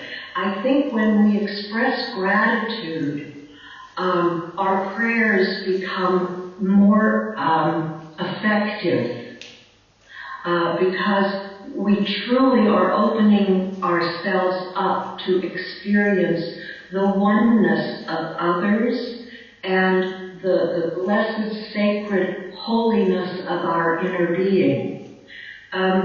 For instance, when I'm driving in my car and I see another car trying to come out of a gas station, for instance, and onto the road, and all the cars are, they want to get there first, when the red light turns red, so they will have to stop. Well, I can see maybe some car decided to stop for just a quick moment and allow that person out of the gas station entrance onto the road. When I witness that, I say a prayer to God, or I just talk to God and say, I ask for a blessing for that car in front of me that allowed that person entrance onto the road. It was a simple kindness, a gesture that they had no idea was something major, spiritually speaking.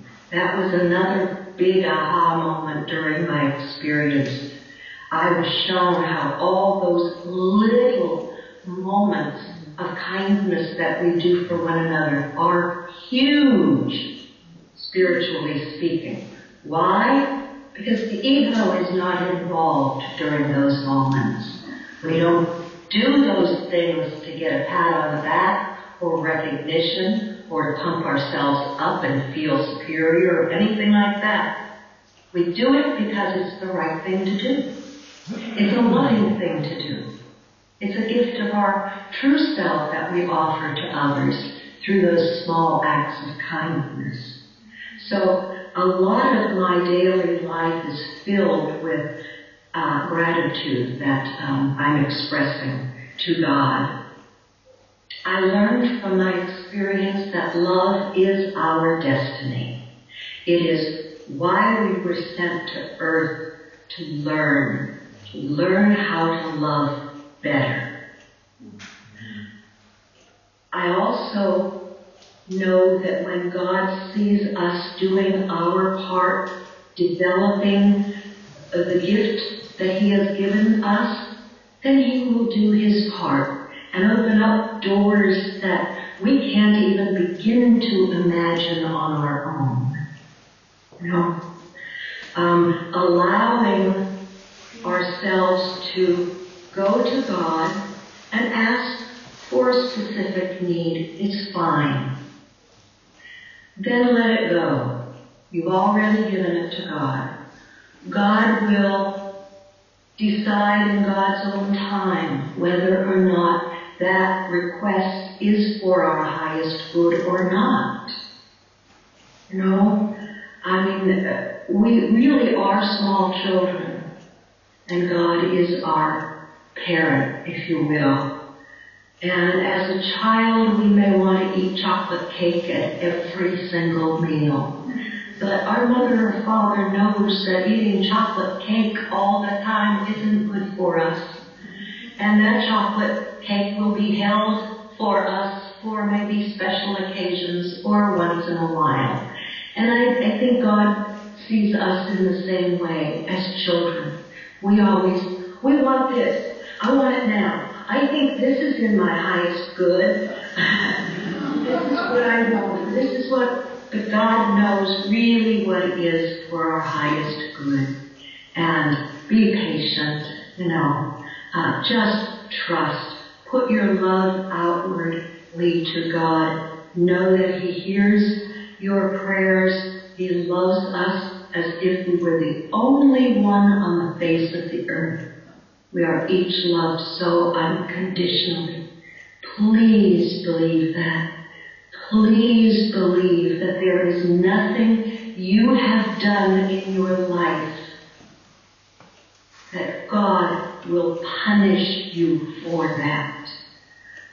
God showed me that His love is unconditional, meaning no strings attached. No strings attached. Oh, how I love God, and how I want to be an expression of God in my life. And I think that when each and every one of us arrive at that choice in our own lives to be an expression of the light that is within us, a light of love to others, we will be rewarded for that in ways we cannot imagine. Our blessings will unfold. Not in the way that we ask, perhaps, but in the way that is for our ultimate good. And most of the time, that is how I ask God to supply my needs. I ask that Thy will be done, not my will. If what I ask is in accordance for my higher good, then I am ready to receive it in your timetable, God, and not mine. No. Are there any questions? I don't know how much time we have left, but I'm willing to talk more about this if you'd like. Nancy, can I ask what happened to the eulogy? I mean, you went through the universe, and the eulogy carried on. Is that right?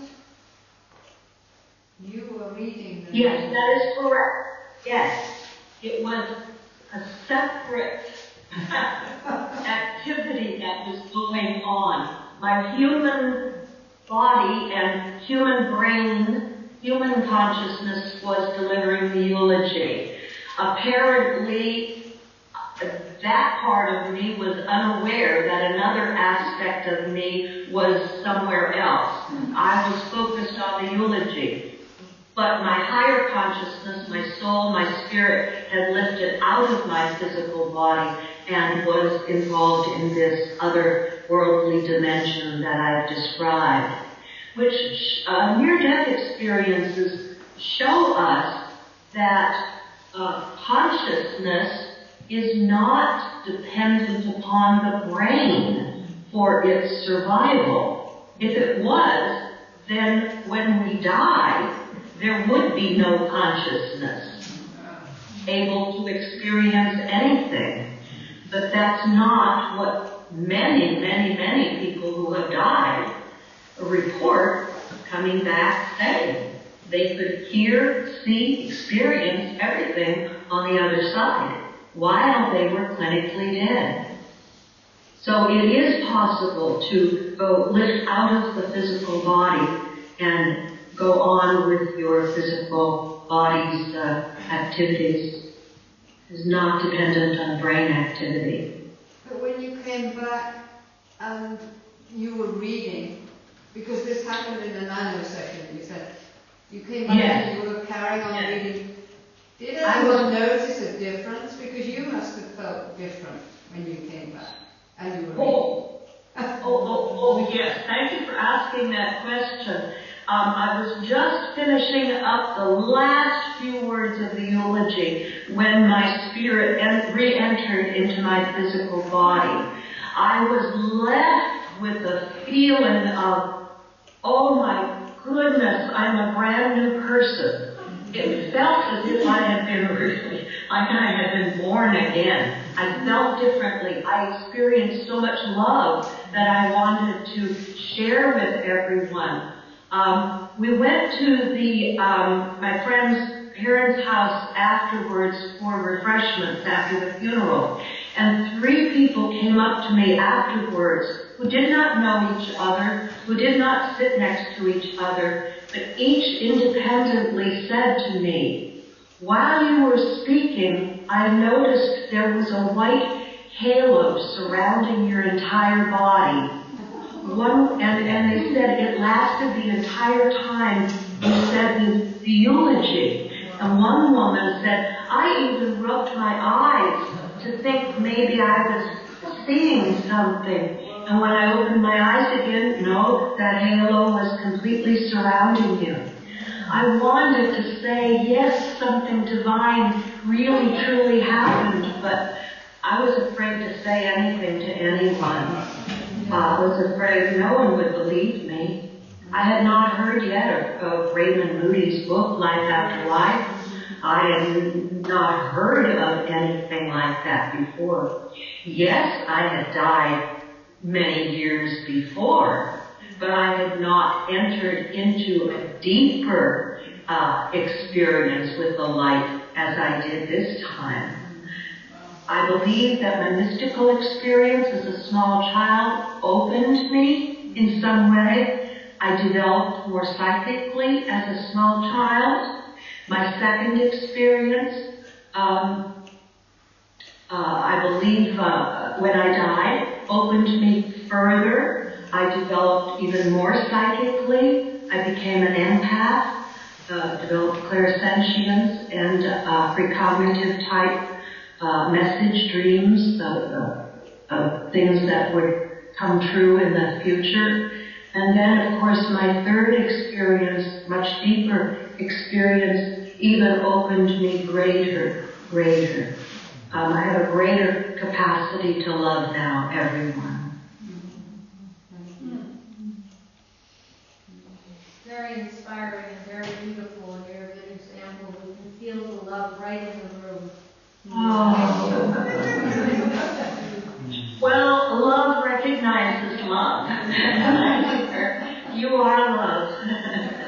You are love. You are all love, all beings that God created, precious and sacred, and be so joyously happy that you are able to give your love to someone else, especially others who may need a smile that day, if someone who feels lost and alone, someone who is ill. Build them up, lift them up. You don't even have to use the words God or universe or any esoterical teachings. Just love, and you will be guided by the inner presence within you. It's such a joy to live in this realm of reality that we are. We are love. We are love. Yes. I was struck by your comment or your recognition that God does not answer prayers when he or she thinks they are not in our highest interest. And in that connection, I'd like to bring up a case which you will not want to... May I? That you will not want to hear, and very few people, apart from myself, would want to hear. And that is a study conducted by Ben Goldacre in a book called Bad Science, addressing this question of, is prayer efficacious? Does it help in the case of seriously people in hospital? Have you heard of this book by Ben Goldacre?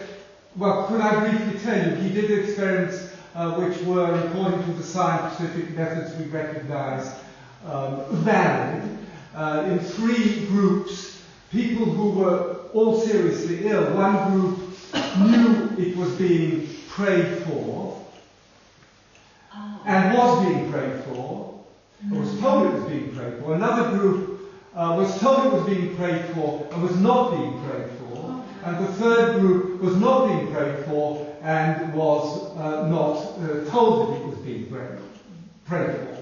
And he said the results of this were, A, that there was no effect on their recovery. There were two major effects. No effect on their recovery. or improvement of their symptoms or cure. And the second was it was actually deleterious because the people who believed they were being prayed for and did not recover felt worse about not recovering than if they had not been prayed for. Now this is very unfortunate. I'm sure nobody here really respects the conclusions that Ben Felwick came from, and I don't think you would either. But maybe you have a comment on this whole thing. Yeah. Well, I also know Larry Dossie, the medical physician in America who's done a lot of studies and a lot of work on prayer and medicine. And he also has found in the research and the studies, I think there were about 132 major studies on prayer. And the results are fascinating. Why does God do what God does? That is the big question. Any human being who can know the mind of God or determine why God does things or why God doesn't do should win the Nobel Prize. Because I don't believe anyone has the mind of God. All we can do is wrestle with our ego need to understand, and we will fail in each time. At some point, we have to rely on faith. We do the best we can. We approach God with love in our hearts. We pray for others that they will be healed of illnesses. We don't know how God works or why He works the way He does. And I would be the first to admit that, even having been in the presence of God and having acknowledged how much God revealed to me. I still don't know the ultimate answers. No human being does. And if anyone claims that they know that, run away from them as fast as you can. Really? This is a truth. There are people out there who do that. As it says in the Bible, in the New Testament, this is a truth or a peace that passes all understanding. And it's true, of course, that the rational approach to the idea that prayer can work is probably not the best. True. Love is the key. Open wide. Let God in. And miracles can happen when we do that.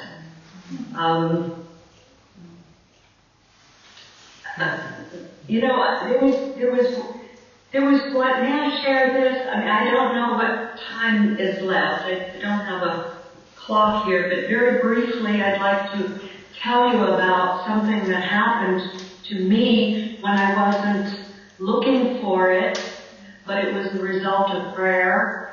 I remember one evening asking God to please continue helping me in this mission or calling that He gave me, and that I would be open to anything that He wants for me. I was rededicating my life very intensely that night. The next morning, I took my husband to dialysis treatments, which I had been doing for a number of years. And I usually sit in the waiting room for 5 hours while he is on the machine, waiting 3 days a week.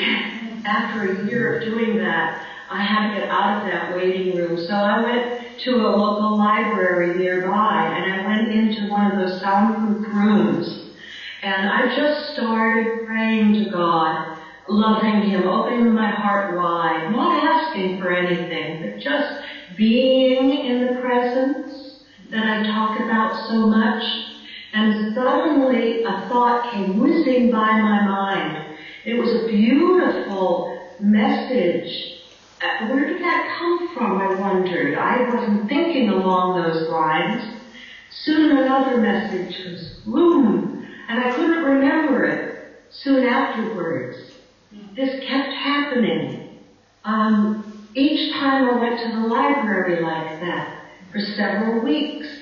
Finally, one time I said, I should take a notebook with me the next time I go. Maybe I could quickly write these beautiful words down so I don't forget them. And I did. And this kept going on for several weeks. Months later, I found my notebook where I had written these beautiful messages, and I was astonished at what I read.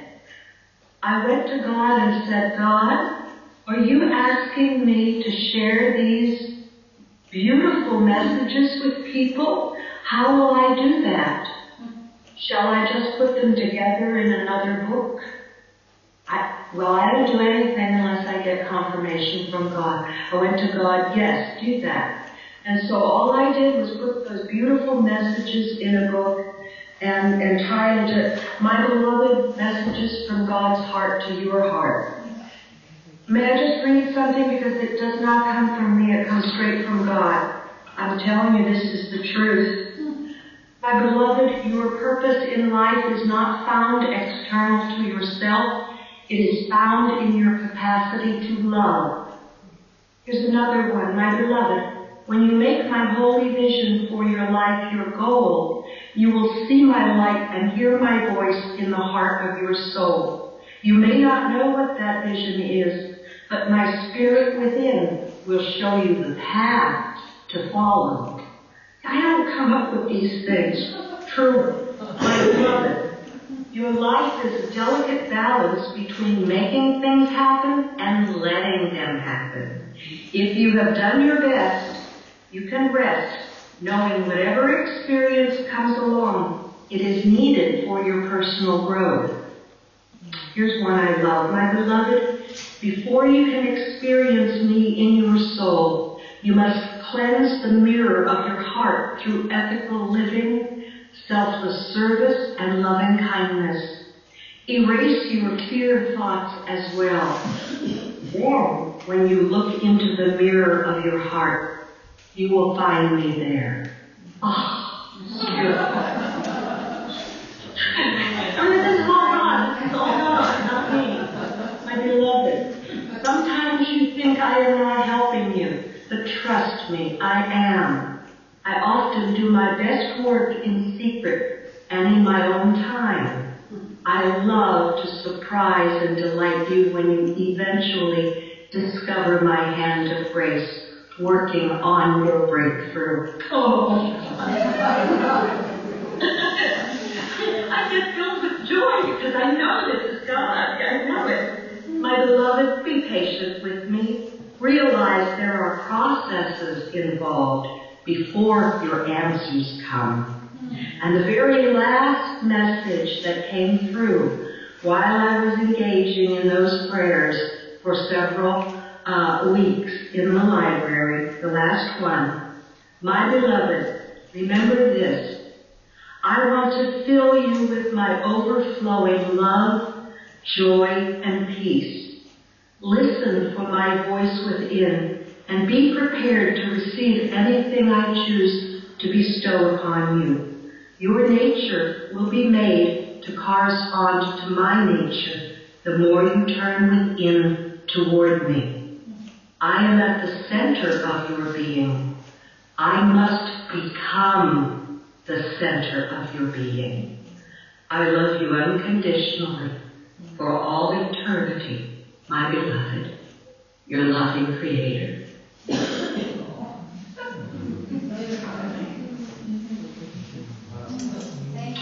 I have had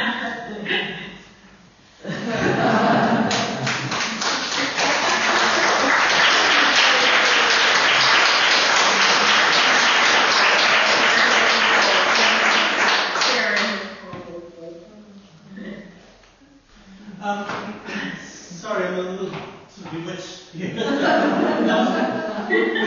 We've gone over 15 minutes, but I feel like I could just stay the whole night. No, I mean that way. I'm saying that it feels like we sort of just go on the whole night. Oh, there's so much. I'm lucky I've got your email address and I can talk to you. These poor people can't. I know. So I'll be in touch with you very soon, and thank you very much. And my pleasure. Someone said that they felt that there was sort of a feeling of love in the room, and I have to concur with it. I just sort of feel deeply sort of centered in myself. I have many, many questions, but I have to read them. Thank you so much. Or read my book, Hear His Voice. The whole story is there, and some of the wonderful things that God revealed to me. It's a beautiful book. Amazon.com has my books, and it's what I'm has to share with people.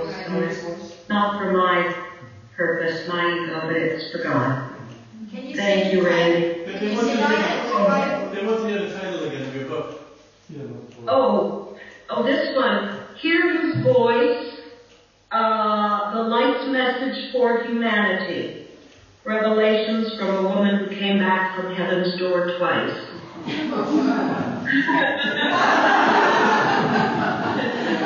Of course, my beloved messages from God's heart to your heart. My third one was Divine Moments, ordinary people having spiritually transformative experiences. That was the result of my 30 years of researching into ordinary people having been endowed with these gifts. Well, you filled the room, and probably each one of us, with lots of those red hearts. And a big red heart is being sent to all of you too. Thank you. I'll be in touch very soon. And I'm videotaping it just so you can see the other presenters. So I'll get that to you. Wonderful. Okay, I appreciate that very, very much. Thank you. Bye-bye now. Bye-bye.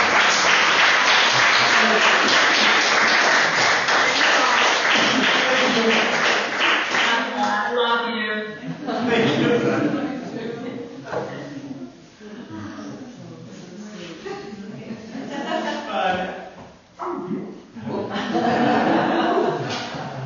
I told you she was going to be a treat.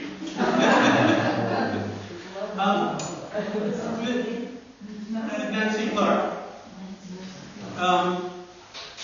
So this is the fifth in a series of evenings on expanding consciousness. And again, the interest isn't specifically in near-death experiences or out-of-body experiences, but about the expansion of consciousness. So I'd love to see the building of this and to have a monthly event or even more than that. I've been doing this, but if anyone else has ideas and they want to start running others in this series about expanding consciousness, I very much welcome you to speak to me, and I can tell you how to do this and set it all up, and looking at different aspects of expanded consciousness and what you would like to hear and what you'd like to do yourselves as well. There's a list where you can put down, if you haven't already, contacts. And I can send you things if you want, information, for instance, about our books or anything like that. It's been quite exciting, and to prepare for this one, there's been a lot of emailing between three people and with Maggie. So I'd like to thank Maggie for coming all the way from London.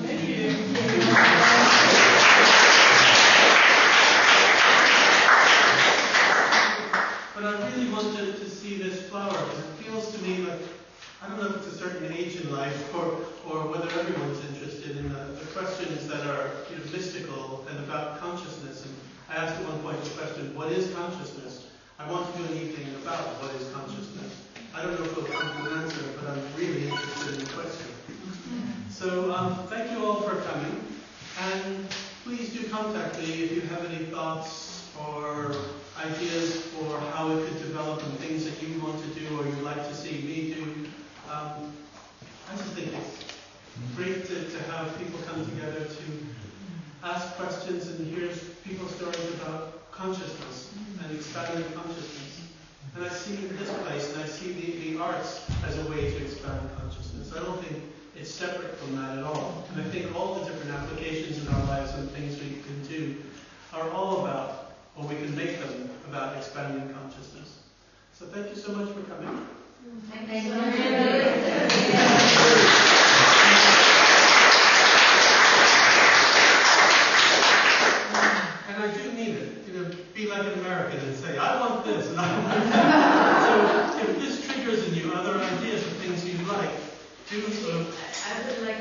love what you're doing. I think it's perfect that you're there. I think this is what Finland should be doing. So really encourage you and all of them too.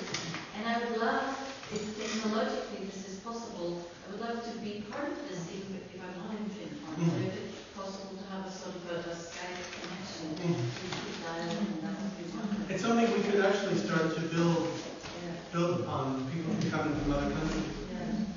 One is, in the second session, sorry, the second one, you had Reverend Thomas Bennett. And Yeah. it was amazing. And I know He's coming to the conference. Yes, but in between times, could you not have him on again? He said, come to me again. Oh, yeah, he could go on for 3 days, 24 hours a day. Because he was allowed to bring back masses of cosmic information. So can we have another evening before the conference? Sure. I'm sure he'd love to do it. A conference that Gail and I are working on, and Maggie's working on it too. It's for the Fintorn Foundation in September, the autumn 2015 conference on, what was the latest name of something that we did not die, expanding consciousness through near-death experience, and coming closer to source. But that's the idea behind all of this. It's about how do we come closer to the experience of source, and using this amazing sort of resource of people going there and telling us what happened. You said the name of the people we had. Yeah, we had Megan Turdock, then Barbara Whitfield from Atlanta, and we had Dr. Rajiv. I can put this in the Rainbow Bridge if you want.